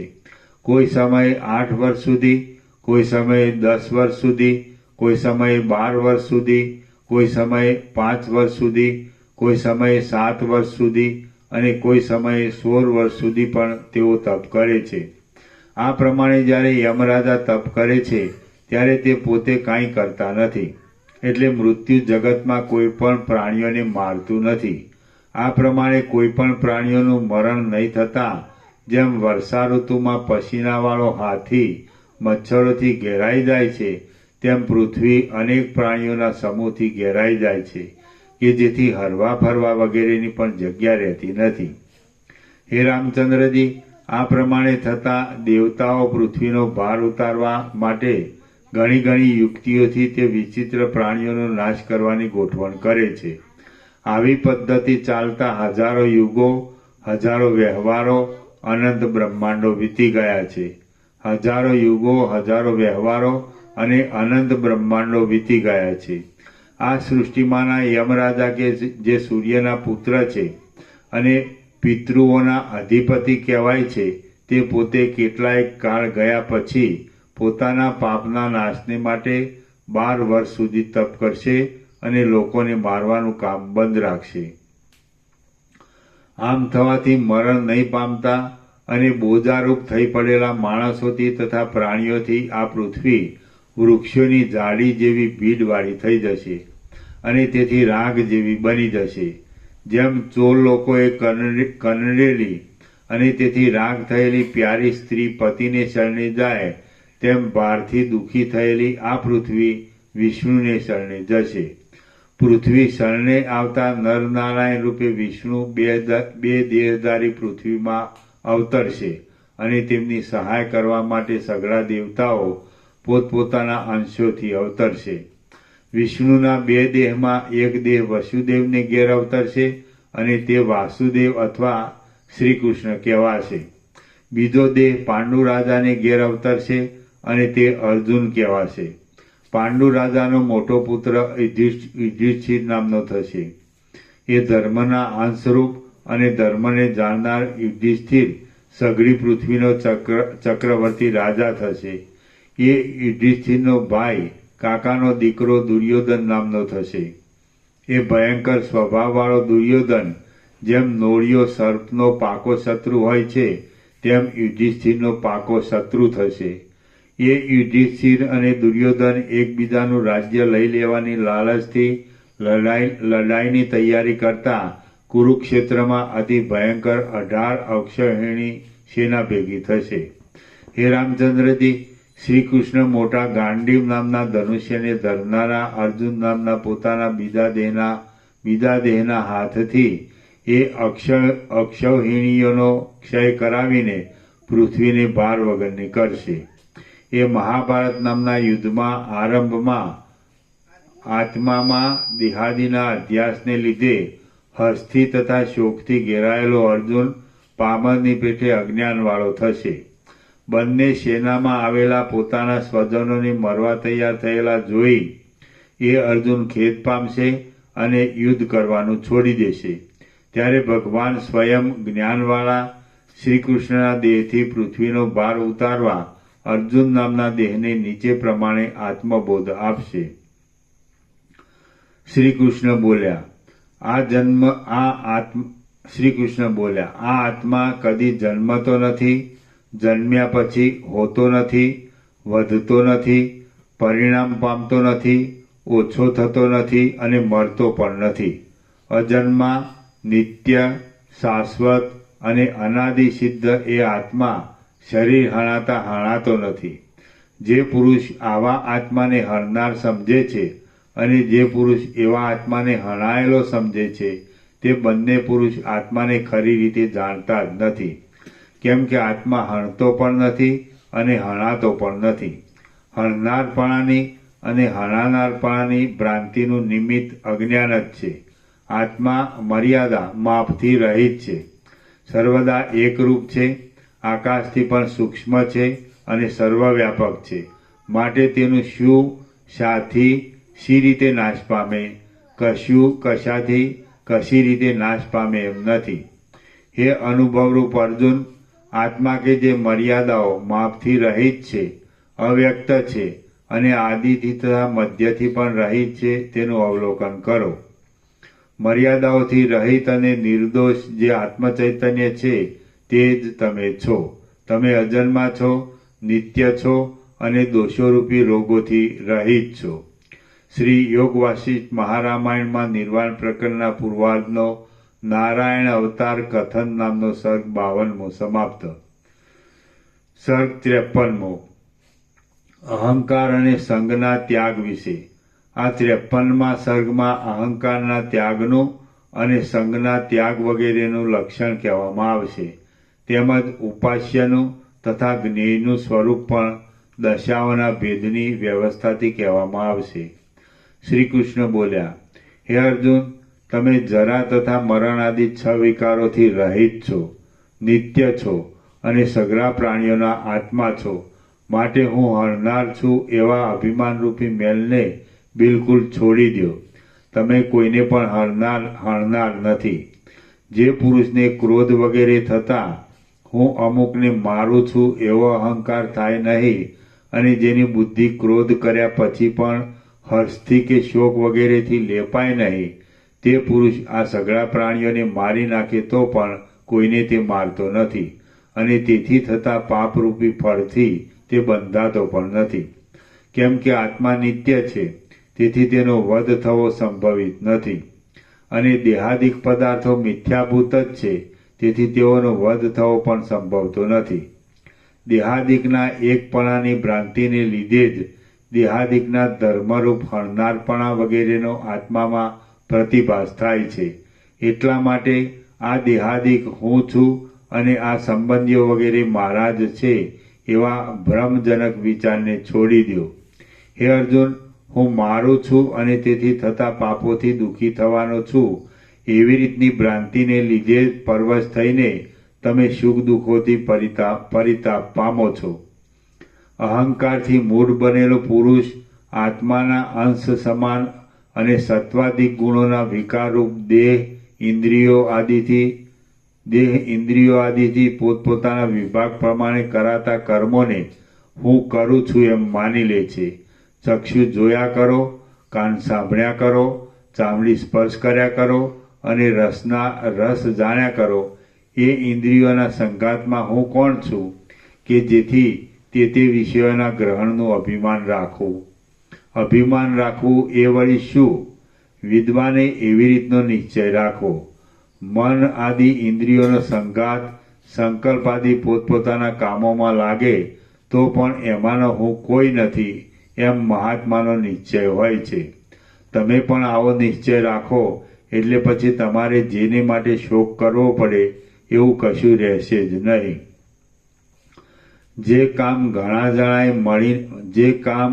જણાએ મળીને કર્યું હોય તે કામમાં તેમાંનો એક જણ જો અભિમાનથી થયેલા દુઃખથી શોક ધરે તો તેની મશ્કરી થાય. ત્યારે તેઓથી બહારનો કોઈ જણ તે કામનો શોક ધરે તો મશ્કરી થાય એમાં શું કહેવું? મુમુક્ષુ પુરુષો ફળની આસક્તિને છોડી દઈને કેવળ ચિત્ત શુદ્ધિને માટે જ કાયાથી, મનથી, બુદ્ધિથી અને ઇન્દ્રિયોથી કર્મ કરે છે. એટલે તેઓને તે કર્મ ચિત્ત શુદ્ધિ દ્વારા જ્ઞાનનો પ્રકાશ મેળવી પરમ પુરુષાર્થ અપાવે છે. એ પ્રમાણે તમે પણ જો ફળની આસક્તિ નહીં રાખતા યુદ્ધરૂપ સ્વધર્મ કરશો તો તમને પણ તે કર્મથી ચિત્ત શુદ્ધિ દ્વારા જ્ઞાન પ્રગટ થઈને પરમ પુરુષાર્થ જ પ્રાપ્ત થશે. જેઓના દેહને અહંતારૂપી ઝેરનું ચૂર્ણ મારી નાખતું નથી, કૌંસમાં ભોગમાં લંપટ કરતું નથી, તેઓ રાગાદિક રોગોથી રહિત હોવાને લીધે લૌકિક કે વૈદિક કર્મ કરતા હોય અને સહજ પ્રાપ્ત થયેલા તેઓના ફળોને ભોગવતા હોય તો પણ કશું કરતા નથી અને ભોગવતા પણ નથી. જેમ વિચક્ષણ અને ઘણા શાસ્ત્રોને જાણનારો માણસ પણ જો દુષ્ટ સ્વભાવવાળો હોય તો ક્યાંય શોભતો નથી, તેમ કુલીન દેહ પણ જો મમતારૂપી અપવિત્ર પદાર્થથી અભરાયેલો હોય તે ક્યાંય શોભતો નથી. જે પુરુષ મમતા વગરનો, અહંકાર વગરનો, સુખ દુઃખોને સમાન ગણનારો અને ક્ષમાવાળો હોય તે પુરુષ લૌકિક કે શાસ્ત્રીય કર્મો કરતો હોય તો પણ તે કર્મોના ફળોથી લેપાતો નથી. હે પાંડુ રાજાના પુત્ર અર્જુન, ક્ષત્રિયોને માટે શાસ્ત્રમાં કહેલું સંગ્રામોમાંથી નહીં નાશવારૂપ આ તમારું કર્મ જો કે બંધુઓના વધરૂપ હોવાને લીધે ક્રૂર છે તો પણ ચિત્ત શુદ્ધિ દ્વારા બ્રહ્મ જ્ઞાન આદિ સુખોને આપનાર થશે અને ધર્મ, યશ, રાજ્ય તથા સ્વર્ગ આદિ પ્રગતિને આપનાર પણ થશે. જો કે ભીષ્મ તથા દ્રોણ આદિ પૂજ્ય લોકોની ઉપર શસ્ત્રો ઉગામવા તથા શસ્ત્રો નાખવા આદિ ઘણા અધર્મો હોવાથી આ તમારું યુદ્ધરૂપી કર્મ ખરાબ જણાય છે તો પણ તે કર્મ શાસ્ત્રોના જે પ્રમાણોથી ઉત્તમ કર્તવ્ય તરીકે ગણાય છે તે પ્રમાણોથી તમે આ યુદ્ધમાં વિજય પામો. પોતાના ધર્મરૂપી કર્મથી મૂર્ખનું પણ કલ્યાણ થાય છે, ત્યારે વિદ્વાનનું કલ્યાણ થાય તેમાં તો શું કહેવું. જેમાંથી અહંકાર ટળી ગયો હોય એવી બુદ્ધિ કરોડો મહાપાપો કરે તો પણ તેઓના ફળોથી લેપાતી નથી. હે અર્જુન, તમે ફળની આસક્તિનો ત્યાગ કરી સિદ્ધિમાં તથા અસિદ્ધિમાં સમતા રાખવા રૂપ યોગમાં રહી કર્મો કરો. ફળની આસક્તિને છોડી દઈ વર્ણાશ્રમના વ્યવહારથી પ્રાપ્ત થયેલા કર્મોને કરશો તો તેઓથી તમે બંધાશો નહીં.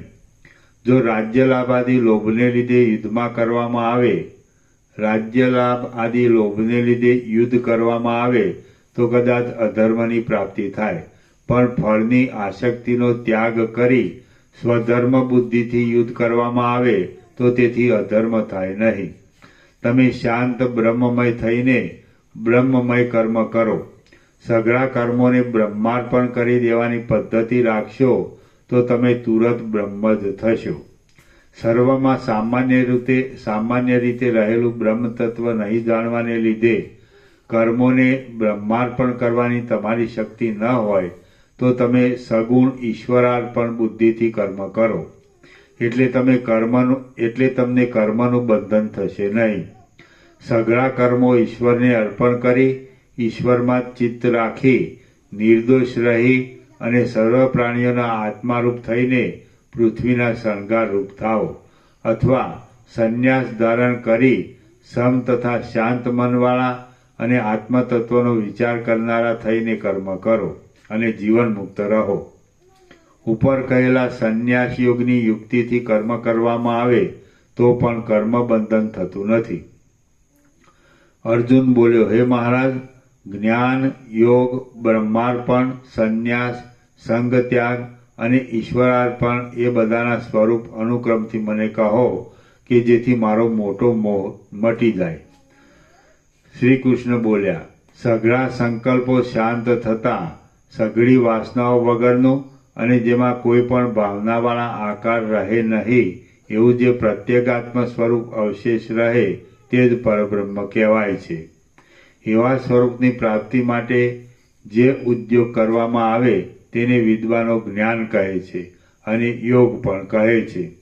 સઘળું જગત અને હું પણ બ્રહ્મ છીએ એવી સમજણથી જગતનો અને અહંકારનો નાશ થાય એ જ મુખ્ય બ્રહ્માર્પણ છે.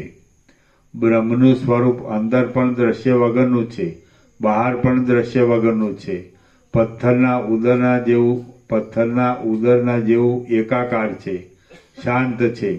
આકાશના કોષની પેઠે સ્વચ્છ છે, અદ્રશ્ય છે અને પોતે જ દ્રષ્ટા અને દર્શન રહિત કેવળ દ્રશ્ય માત્ર છે.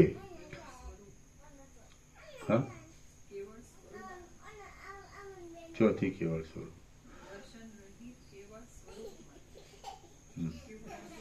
આકાશના કોષની પેઠે સ્વચ્છ છે, અદ્રશ્ય છે અને પોતે પણ દ્રષ્ટા અને દર્શન રહિત કેવળ સ્વરૂપ માત્ર જ છે. સ્વરૂપ માત્ર જ છે.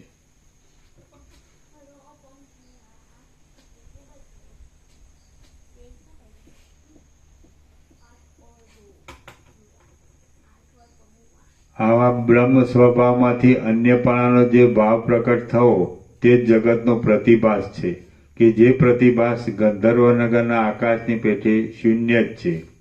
જેમ બ્રહ્મમાં જગતનો અધ્યાસ થયો છે, તેમ બ્રહ્મના કરોડો અંશો જેવા જીવોમાં પ્રત્યેક અહંભાવનો આ એક પ્રકારનો અધ્યાસ થયો છે. માટે અહંભાવ ઉપર આગ્રહ રાખવો યોગ્ય નથી. અહંભાવ પોતાના અધિષ્ઠાનરૂપ બ્રહ્મથી જુદા જેવો જણાતા છતાં પણ વાસ્તવિક રીતે જુદો નથી જ. કેમ કે જુદાપણું એ મર્યાદા માપ છે અને તે મર્યાદા બ્રહ્મમાં નથી. એટલા માટે વિદ્વાન પુરુષો અહંભાવ ધરતા જ નથી. જેમ અહંભાવ બ્રહ્મથી જુદો નથી, તેમ ઘટપટ આદિ મારા છે એવો જે સારાપણાનો ભાવ તે પણ બ્રહ્મથી જુદો નથી.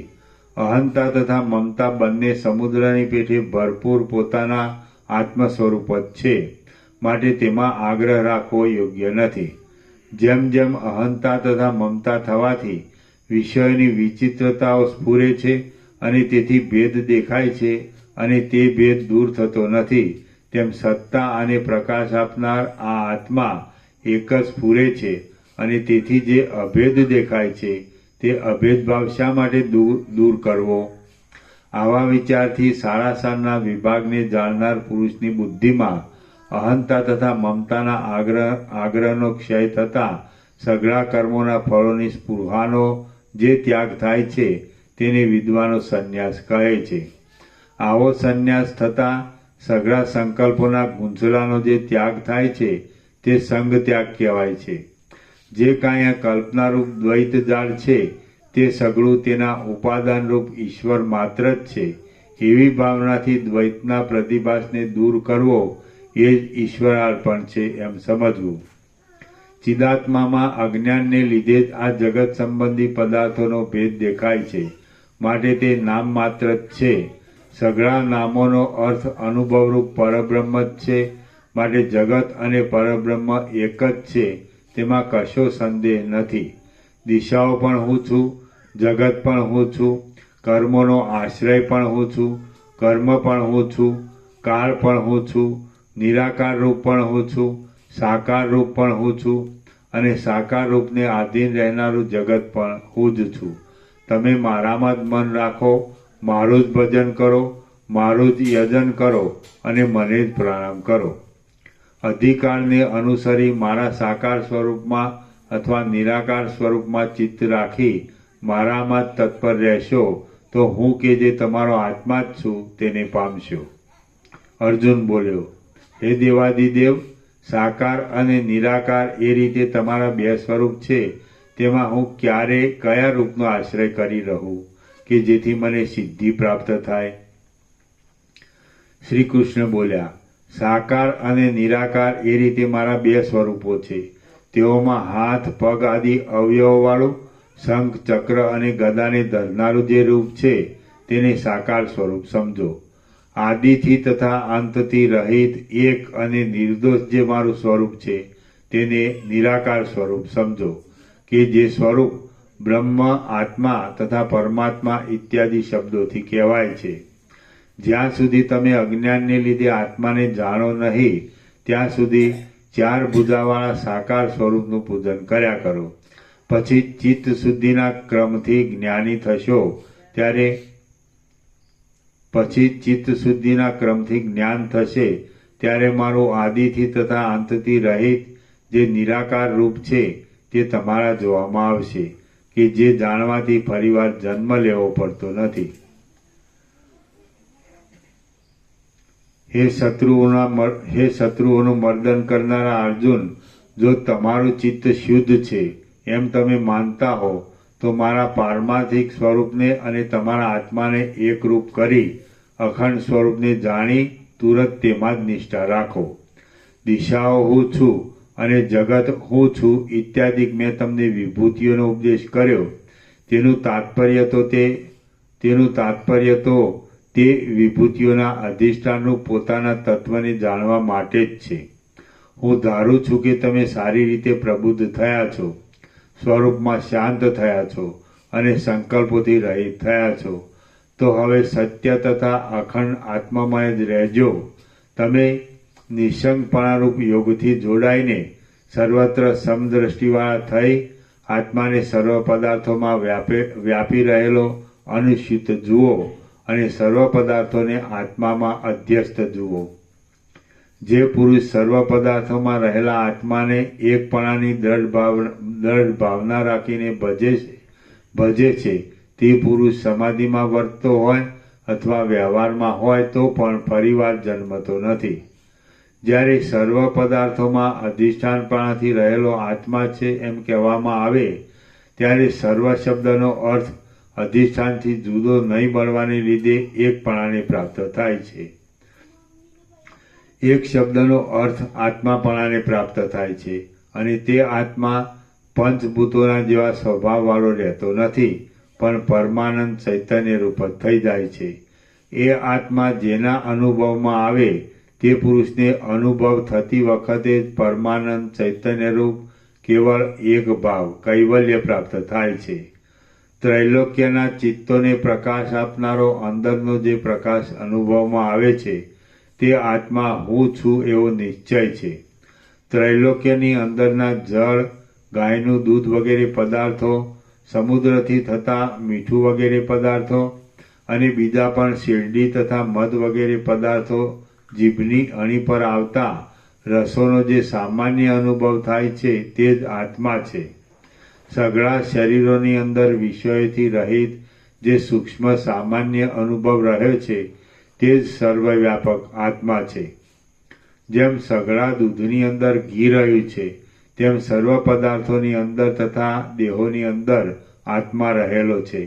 જેમ સમુદ્રના સઘળા રત્નોની બહાર તથા અંદર પણ તે જ રહેલું છે તેમ સઘળા દેહોની બહાર તથા અંદર પણ આત્મા રહેલો છે કે જે આત્મા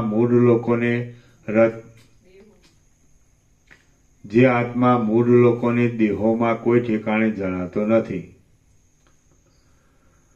જેમ હજારો ગડાઓની અંદર તથા બહાર પણ આકાશ રહેલું છે તેમ ત્રૈલોક્યના શરીરોની અંદર તથા બહાર પણ આત્મારૂપ હું રહેલો છું. જેમ સેંકડો મોતીઓના સમૂહમાં એક જ તાંતણો પરોવાઈ રહે છે તેમ લાખો દેહોમાં એક જ આત્મા પરોવાઈ રહેલો છે કે જે મૂળ લોકોના જોવામાં આવતો નથી. બ્રહ્માથી માંડીને તૃણ પર્યંત સઘળા પદાર્થોના સમૂહોમાં જે સત્તા સામાન્ય રહ્યું છે તે જ અજન્મા આત્મા છે એમ બ્રહ્મવેત્તાઓનો નિશ્ચય છે. સંકલ્પ રૂપે જરાક સ્ફુરેલા આકારવાળું બ્રહ્મ અહંકારાદિ તથા જગત આદિ ભ્રમ આપનારા ક્રમથી દેખાય છે. માટે અહંકારાદિ તથા જગત આદિ જે કાંઈ છે તે બ્રહ્મ જ છે. હે અર્જુન, આ જે જગતનું રૂપ છે તે આત્મા જ છે. માટે તેમાં શું હણાય, કોણ હણે અને શુભોથી અશુભોથી તથા જગત સંબંધી દુઃખોથી એ આત્માનું શું લેપાય? પ્રતિબિંબોમાં અરીસાની પેટે સમતાથી તથા સાક્ષી જેવાપણાથી રહેલા અને પ્રતિબિંબો જેવા જણાતા સઘળા પદાર્થો નાશ પામતા પણ નાશ નહીં પામનારા આત્માને જે પુરુષ જાણે તે પુરુષને જ વિવેકી સમજવો. જે ચૈતન્ય છે તે હું છું અને જે જડ છે તે હું નથી એમ જે હું કહું છું તે તો જડના તથા ચૈતન્યના વિવેકને માટે કહું છું. વાસ્તવિક રીતે તો જે કાંઈ છે તે આત્મા હું જ છું એમ સમજો. અહંતા વૃત્તિવાળા ચિત્તમાં રહેનારી આ સઘળી સૃષ્ટિ તથા પ્રલયરૂપ વિકારો જેમ સમુદ્રમાં જળની ગતિઓ થાય છે તેમ આત્મામાં જ પ્રવર્તે છે. જેમ પર્વતોમાં પથરાપણું છે, વૃક્ષોમાં લાકડાપણું છે અને તરંગોમાં જળપણું છે તેમ પદાર્થોમાં આત્માપણું છે. જે પુરુષ આત્માને સર્વ પદાર્થોમાં અનુસ્યુત જુએ, સર્વ પદાર્થોને આત્મામાં અધ્યસ્ત જુએ અને આત્માને અકર્તા જુએ તે પુરુષને દેખતો સમજવો. હે અર્જુન, જેમ અનેક આકારોવાળા તથા અનેક વિકારોવાળા તરંગોમાં જળ રહ્યું છે અને કડા વગેરે પદાર્થોમાં સુવર્ણ રહ્યું છે, તેમ અનેક આકારો તથા અનેક વિકારોવાળા સર્વભૂતોમાં આત્મા રહ્યો છે. જેમ અનેક પ્રકારના ચપળ તરંગો જળમાં રહ્યા છે અને કડા વગેરે પદાર્થો સુવર્ણમાં રહ્યા છે, તેમ સઘળા ભૂતો પરમાત્મામાં રહ્યા છે. હે અર્જુન, સઘળા પદાર્થો, પ્રાણીઓ અને પરબ્રહ્મ એ સઘળું એક જ છે એમ સમજો. જુદાપણું જરા પણ નથી. જે કાંઈ છે તે બ્રહ્મ જ છે. માટે જન્મ મરણ આદિ ભાવ વિકારો કોને થાય, ક્યાં થાય અને જગત પણ ક્યાં રહ્યું? માટે તમે શા માટે વૃથા મોહ ધરો છો?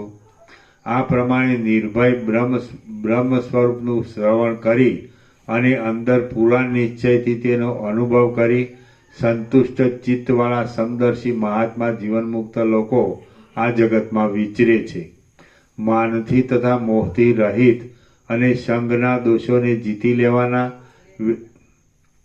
માનથી તથા મોહથી રહિત ને સંગના દોષોને જીતી લેનારા, વેદાંત શાસ્ત્રમાં નિષ્ઠા રાખનારા, કામનાઓથી રહિત અને સુખ દુઃખ આદિ નામના દ્વંદ્વોથી મુક્ત થયેલા વિદ્વાન લોકો અંતે વિદેહ કૈવલ્ય રૂપ અવિનાશી પદને પ્રાપ્ત થાય છે. શ્રી યોગ વાસિષ્ઠ મહારામાયણમાં નિર્વાણ પ્રકરણના પૂર્વાર્ધનો અર્જુન ઉપદેશ નામનો સર્ગ 53મો સમાપ્ત. ઓમ ઓમ ઓમ. પ્રસાદ આપી દો, પ્રસાદ આપી દો.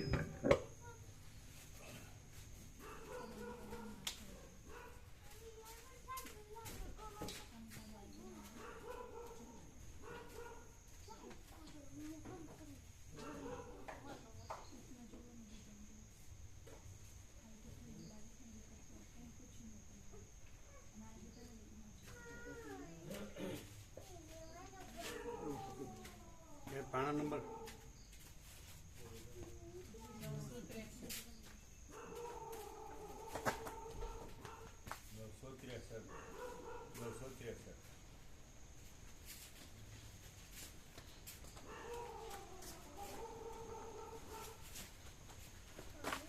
પાના નંબર 963.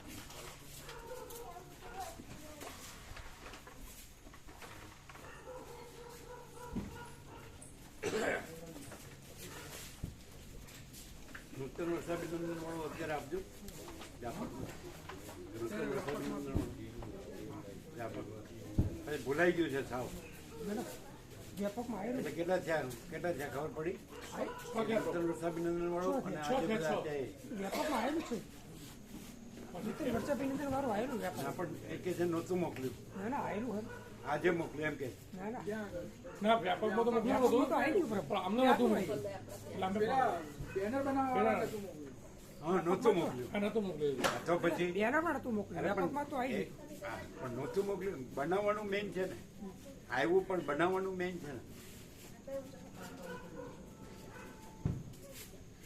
શું થયા 6 થયા 6 હા 6 5 આજના અને એટલે ભૂલાઈ ગયું હતું એટલે મોકલવાનું ભૂલાઈ ગયું અમે ના, અમે યાદ કરી ભૂલાઈ નતું ગયું પ્રભુ પણ એમને નતું મોકલ્યું એટલે પછી યાદ કરીને કીધું કે પેલું રહી ગયું એમ ભૂલાઈ તો નતું ગયું યાદ જ હતું એટલે યાદ હોય એનું શું અર્થ એ મોકલાય અને બને એ અર્થ હા એટલે અમે કન્ફર્મ કર્યું કે એમાં 5 જ ગયા એટલે અમે એમને કીધું કે છઠ્ઠું રહી ગયું છે એટલે મોકલાઈ અમે કન્ફર્મ કર્યું બરોબર એટલે એ રહી ગયું એનો અર્થ નહીં ને એ રહી ન જાય એ અર્થ હા એટલે અમે ત્યાં આગળ જો 5 આવ્યા એટલે છઠ્ઠું મંગાવી દીધું એમ 6 થયા હા, 6 અને થયા. પત્રિકા હા કન્ફર્મ થઈ ગયું હે 6 કન્ફર્મ થઈ ગયા વાત થઈ ગઈ 6 અને પત્રિકા હા પત્રિકા એમ મળી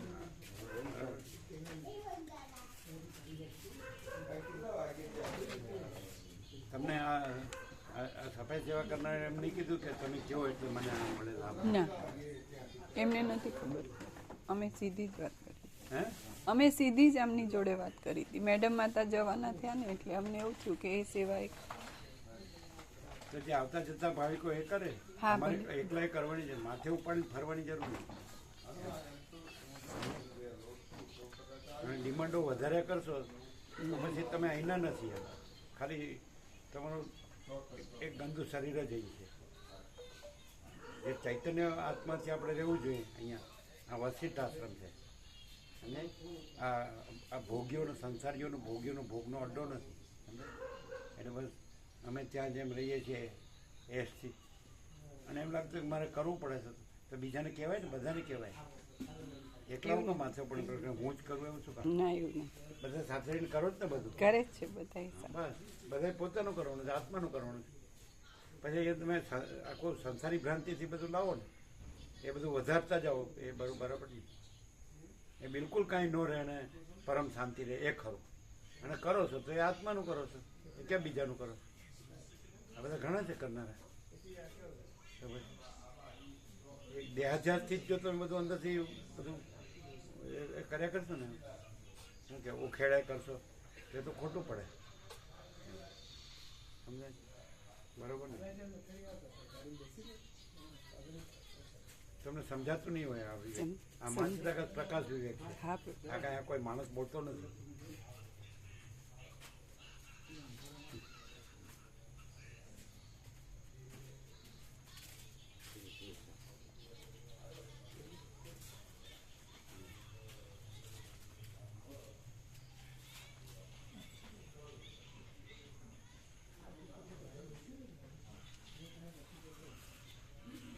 વિવેક પ્રભુ પ્રસાદ લેવાનો છે ક્યાં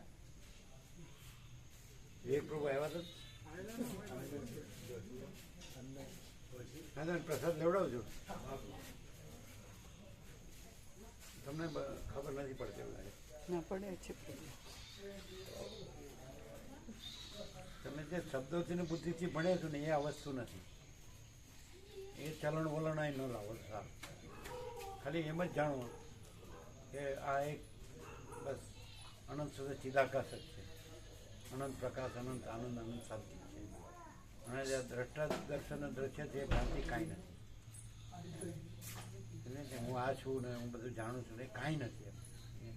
તમે જો એવા બધા બહુ બોલકા તો બધા વયા ગયા. એટલે એની વાસના ત્યાં હોય છે અને શરીરથી એ વાસના ભ્રાંતિથી અહીંયા બધું પોતાનું લાવે છે. એ હોપલેસ છે. અમે એવી રીતે રહ્યા નથી એટલે અમે કહી શકીએ. તમે એવી રીતે રહ્યા નથી એટલે તમે એ રીતે ન કહી શકો. તમે જે રહ્યા છો, ભ્રાંતિથી રહ્યા છો, એ અહીં ન કહી શકો. અને અમે જે શાંતિથી રહ્યા છીએ એ અમે કહીએ. હવે તમારે ઊંધું ક્યાં મરી ગયા સુધી ચાલશે? તો પછી તમારે ન થાય તો તમને કોઈ કરવાનું કહેતું નથી. તમે શાંતિથી રહો.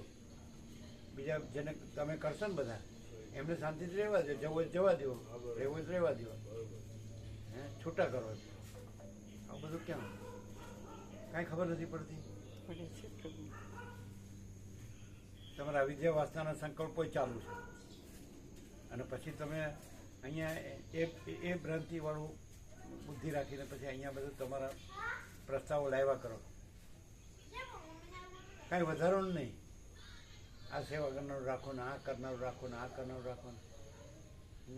અને જેને શાંતિ પામી હોય તત્વ બધી શાંતિ પામી હોય બસ શોર્ટમાં તો એ કરી શકે તો એટલું કરે, ન કરી શકે તો કાંઈ નહીં. આગ્રહ નહીં કરવાનો પડે. એમ સમજે એ શાંતિથી રહે એ ઓછું નથી. તમારે ડૉક્ટરને નિવેદ કરવું છે એટલે અહીંયા એવું બધું નિવેદ કરવાની બુદ્ધિ વધારવાની નથી. ભ્રાંતિ સમજાય કે નહીં? તો પછી નહીં ખ્યાલ આવતો. શું અમે જે દેહાધ્યાસથી અત્યાર સુધી કંઈ પણ કર્યું. તમે એટલે in the sense in general બધા પોતાના પ્રસાદનું જ આપે છે. પછી વધારાની માંગણી કેમ કરે છે? એમણે પોતાની સેવા કરવી જોઈએ. તમે તમારા પ્રસાદ સિવાય જનરલ ઇન જનરલ બધાને માટે સર્વ પોતાનો પ્રસાદનું જ આપે છે. તો તમે બીજા કઈ શેઠાઈને સાહેબી કરવા આવ્યા છો કે બીજા અમારી સેવામાં બીજા રાખો, બીજાની સેવાથી? એવો અર્થ થાય કે નહીં થાય? એવું છે. શું થાય? કેવી રીતે? કે અમે જે સેવા છે પ્રસાદ પૂરો લઈ લઈએ છીએ, પછી વધારાની સેવા માટે બીજાને આમને રાખો અને એ સેવાની અમે અપેક્ષા કેવી રીતે કરી શકીએ? અમારે એવું ના કરવું જોઈએ. શું એ રાખો? અમે ધારો કે કોઈને કહીએ કે આ સેવા અમને સેવા આપીને કરાવીએ તો એ અમે બીજાની સેવાનો ઉપયોગ કર્યો કે અમારી તો સેવા જેટલી હોય એટલો તો અમે પ્રસાદ લઈ લઈએ છીએ. તો પછી એ ખોટું. ખબર પડે છે? ચિરાગપુર ખબર પડે પછી એનો અર્થ એમ કે તો તમે તો જે ત્યાં જેવી રીતે કર્યું છે ગમે એમ કરીને પૈસા મેળવીને પછી જેમ એમ પોતાને માણો શેઠાઈને સાહેબી તો એ આ સુખ ને એ બધું ભ્રાંતિ જ છે. આમાં તો આખું જગત ભ્રાંતિ છે પણ તમને સમજાતું નથી એનું.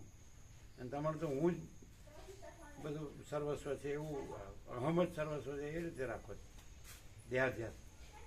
કારણ કે એ શું છે કે ત્યાં એ તમારી જે દેહાધ્યાસની ભ્રાંતિ છે સમજાય છે કે નહીં? તો એક જ દેહની ભ્રાંતિ મુખ્ય રાખીને અને એ પોષણી છે તો તમે તમારી એ જ ભ્રાંતિને સર્વસ્વ માની છે. એ અહીં ક્યાં છે? ત્યાં ભ્રાંતિ એ અહીં ક્યાં? એની ક્યાં અપેક્ષા છે? એ ક્યાં પરસ્પર પોષવાની છે? બે દેહોમાં અધ્યાસ રાખી અને એકબીજાની પરસ્પર ભ્રાંતિ પોસાય એ અહીં ક્યાં છે?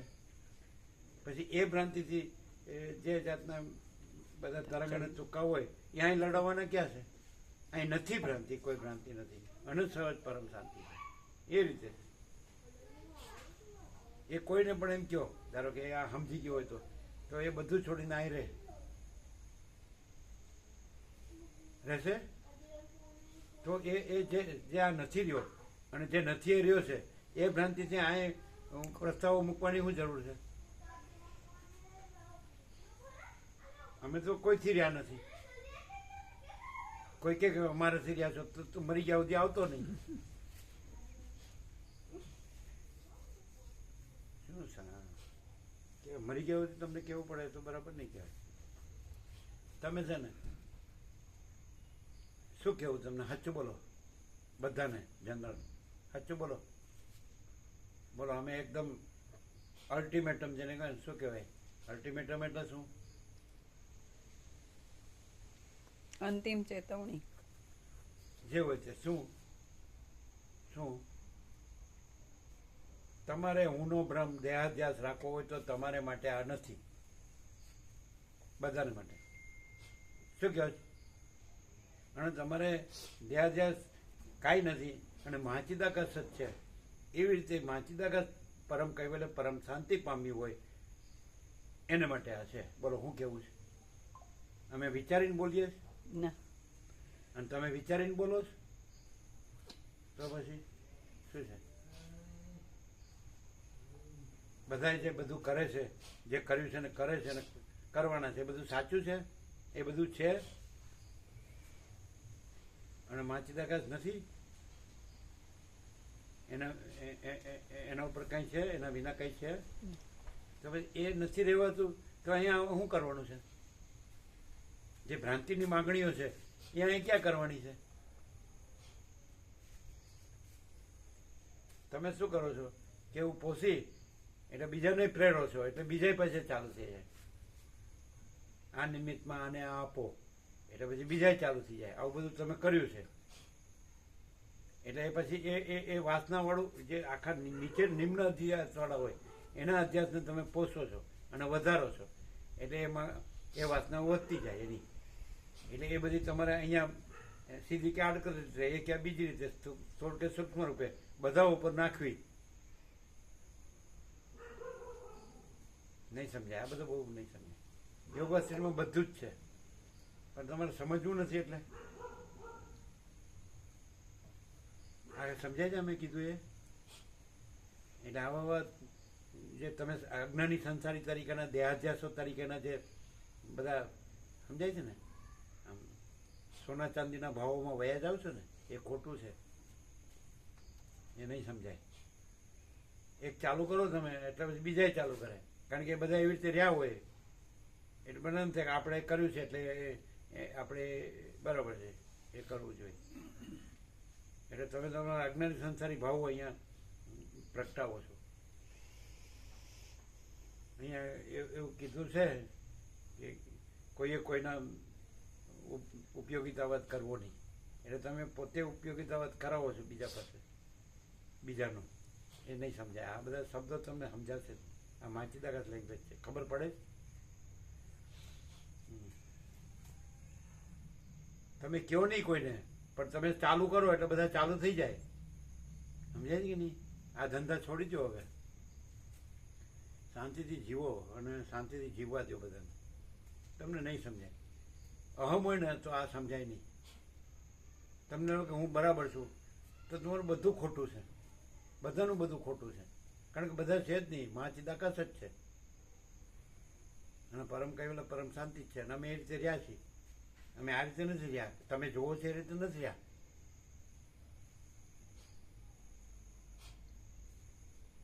80 વર્ષથી જોતો હોય ને આને અરુણ જેવો, તો એની તાકાત નથી કે બોલે, કારણ કે એ ગંદા ભોગોનો કીડા તરીકે મરી ગયો છે આખી જિંદગી. એવું કે તો પછી તમે કોણ? તમે એવું એટલે ભણ્યા અને કામ કર્યું, જોબ કર્યું, પૈસા મેળવ્યા, વાપરે ને કાં તો ભોગો ભોગવ્યા ને મજા કરી, ખાધું પીધું, પહેર્યા ફરે, બધું પહેર્યું ઓઢ્યું ને આમ તેમ ને લટકા મટકા કરે, ચેન ચાળા કરે. What is all that?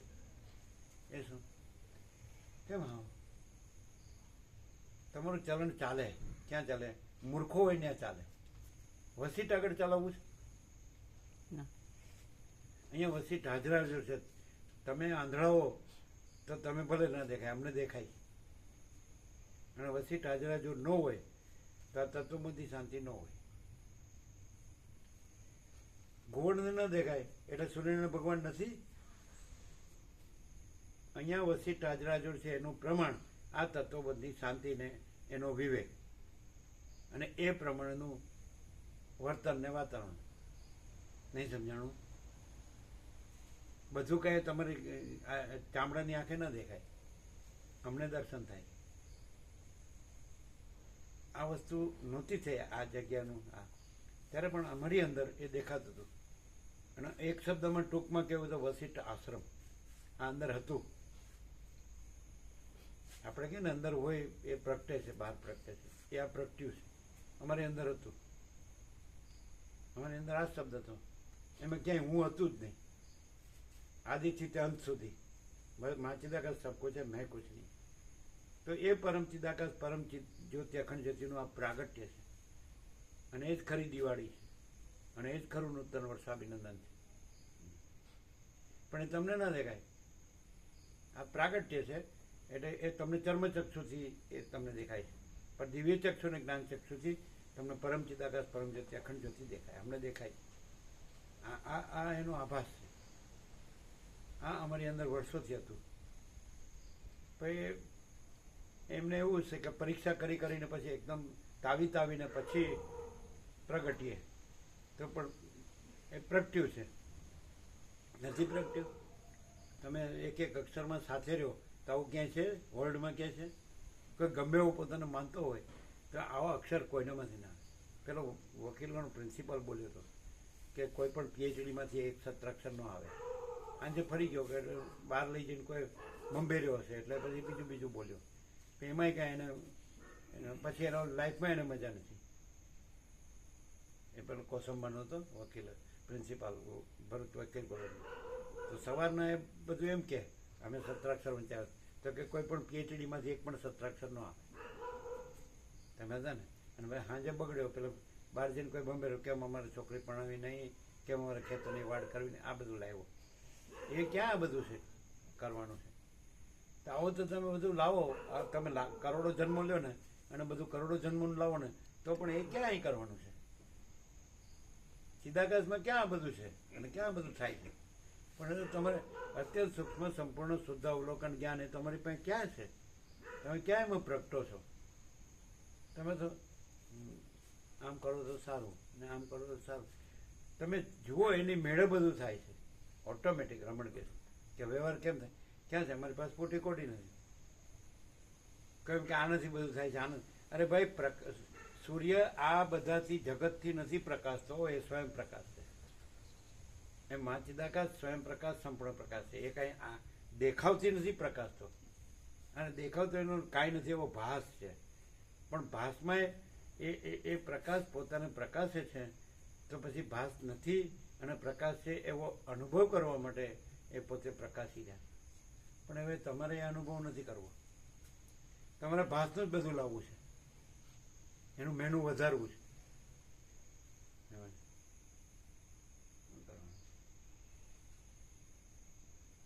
તમારે ડૉક્ટરને નિવેદ કરવું છે, અને અહીંયા પણ ભાવિકો પાસે નિવેદ કરાવવું છે. એવું પછી એવું ચાલે ને?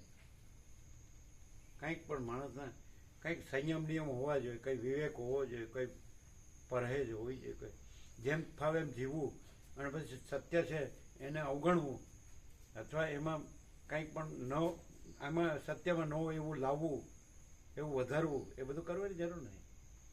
માની લો કે ચલો પટ દઈને પરપોટો ફૂટી ગયો, લ્યો હવે લાવો તમારું બધું, અને તમે સૂર્યનો પ્રકાશો લ્યો. અરે ભાઈ, સૂર્ય જ છે ને, બીજું કાંઈ નથી. આ જન્મે મરે છે એને ગણીને બધું લાવવાનું ન હોય. જે અખંડ જે પ્રકાશ છે એ જ છે અને બીજું નથી. એમ અખંડ પ્રકાશ, અખંડ આનંદ, અખંડ શાંતિ જ છે એમ રહેવું જોઈએ. અને આ બધી કાંઈ નથી એવી ભ્રાંતિ ન લાવવી જોઈએ. શું કહે? તમારાથી ન થાય તો તમે ન કરો, બરાબર છે? શું કહો? સીધી વાત છે. તમે નહોતા તોય અમે હતા, તમે નહીં હો તોય અમે આવીશું. તો તમે કોણ? તમારી વાસનાથી કોઈ તમારાથી દબાય એ સ્ટાન્ડર્ડ તમે નથી. પરમ ચિદાકાશ પરમ જ્યોતિ અખંડ જ્યોતિ એ અનંત સ્ટાન્ડર્ડ છે.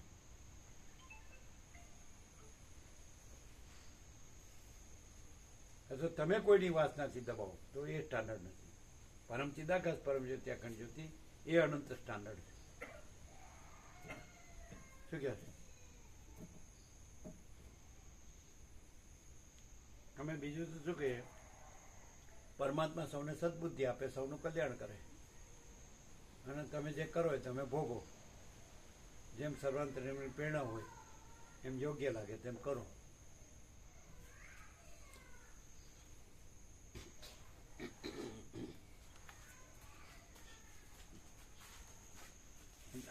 એના કીધા વગર આપણે કરવા જોગું કરવાનું.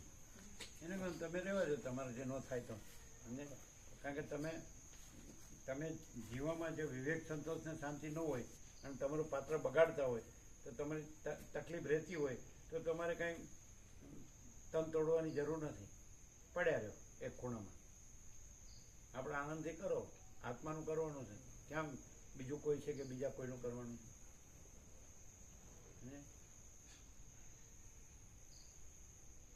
તમને એવો ખ્યાલ નથી આવતો કે તમે જે કર્યું છે એ સ્ટાન્ડર્ડ નથી, એ તમે સ્ટાન્ડર્ડ નથી, અને અહીં જે છે એ અનંત સ્ટાન્ડર્ડ છે. પણ એ સ્ટાન્ડર્ડ છે એ બહારની કોઈ વસ્તુથી નથી, એ અંદરનું સ્વરૂપ છે, અંદરનું પરમ ચિદાકાશ પરમ જ્યોતિ અખંડ જ્યોતિ છે. એ આ દેહનું, મનનું ને જીવનું ને સાક્ષીનું નથી. એ અનંત પોતે જ, અનંતમાં અનંત પોતે જ છે, અનંત પોતામાં પોતે જ. પણ ન દેખાતું હોય તો પછી એ તો રમણે કીધું કે જ્ઞાને ન થતા હોય ને ભક્તિ ન થતી હોય, આત્મબોધે ન થતો હોય અને આત્માર્પણ ન થતું હોય તો દુઃખમાં થઈને જ માર્ગ છે. એ તો રમણે કીધું. શું કે પ્રકાશમાં કઈ બાકી છે? અને આ જીવની અવળાઈમાં કઈ બાકી છે? હા હા હા.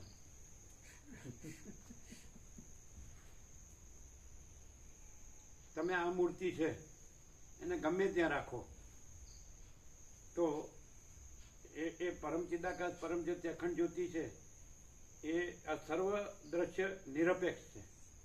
એ કોઈ દ્રશ્યથી નથી, કોઈ વ્યક્તિથી નથી, કોઈ જગતથી નથી, ખબર પડે?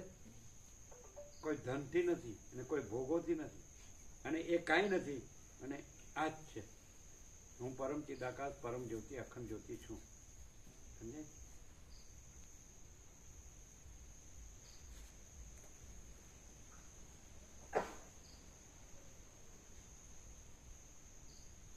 કોઈ હુંથી આના માથે હાથ મૂકવા જાય તો એ પોતાનો સર્વનાશ નોતરે છે.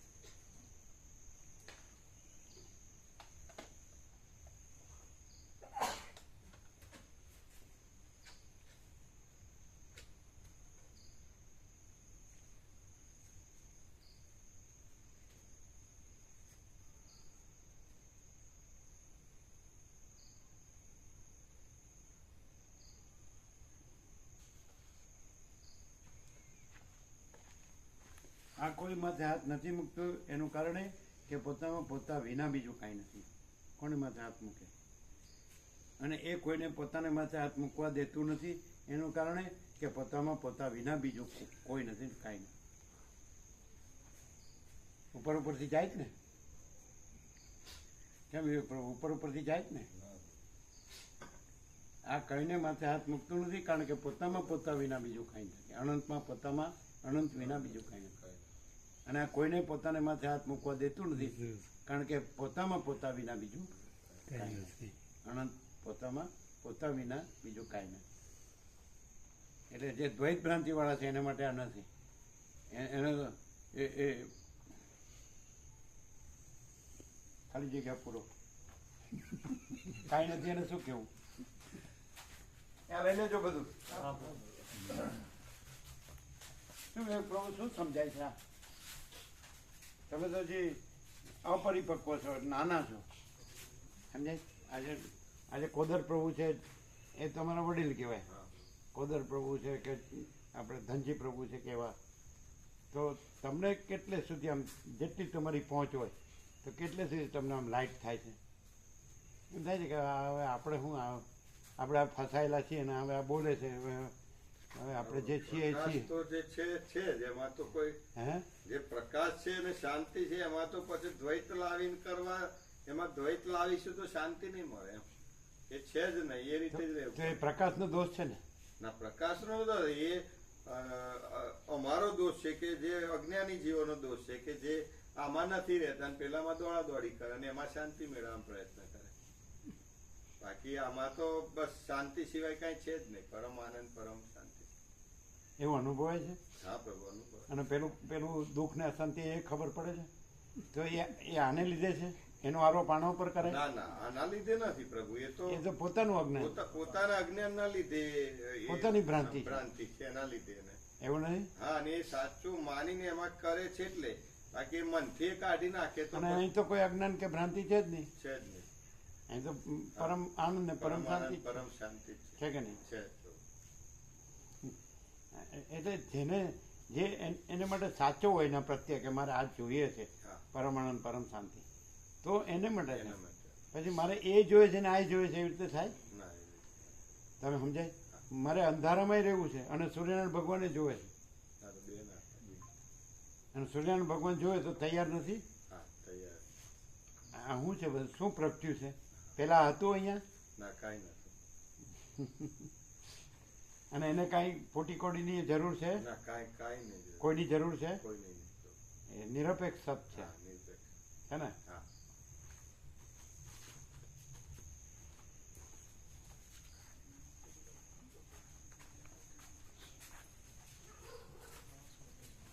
એટલે તમારે છે ને કહેવાનું આ લોકોને, અને તમારે આ લોકોને કહેવું ન પડે. તમારે કહેવાનું અને તમારે કેવું ન પડે. સમજાય છે ને?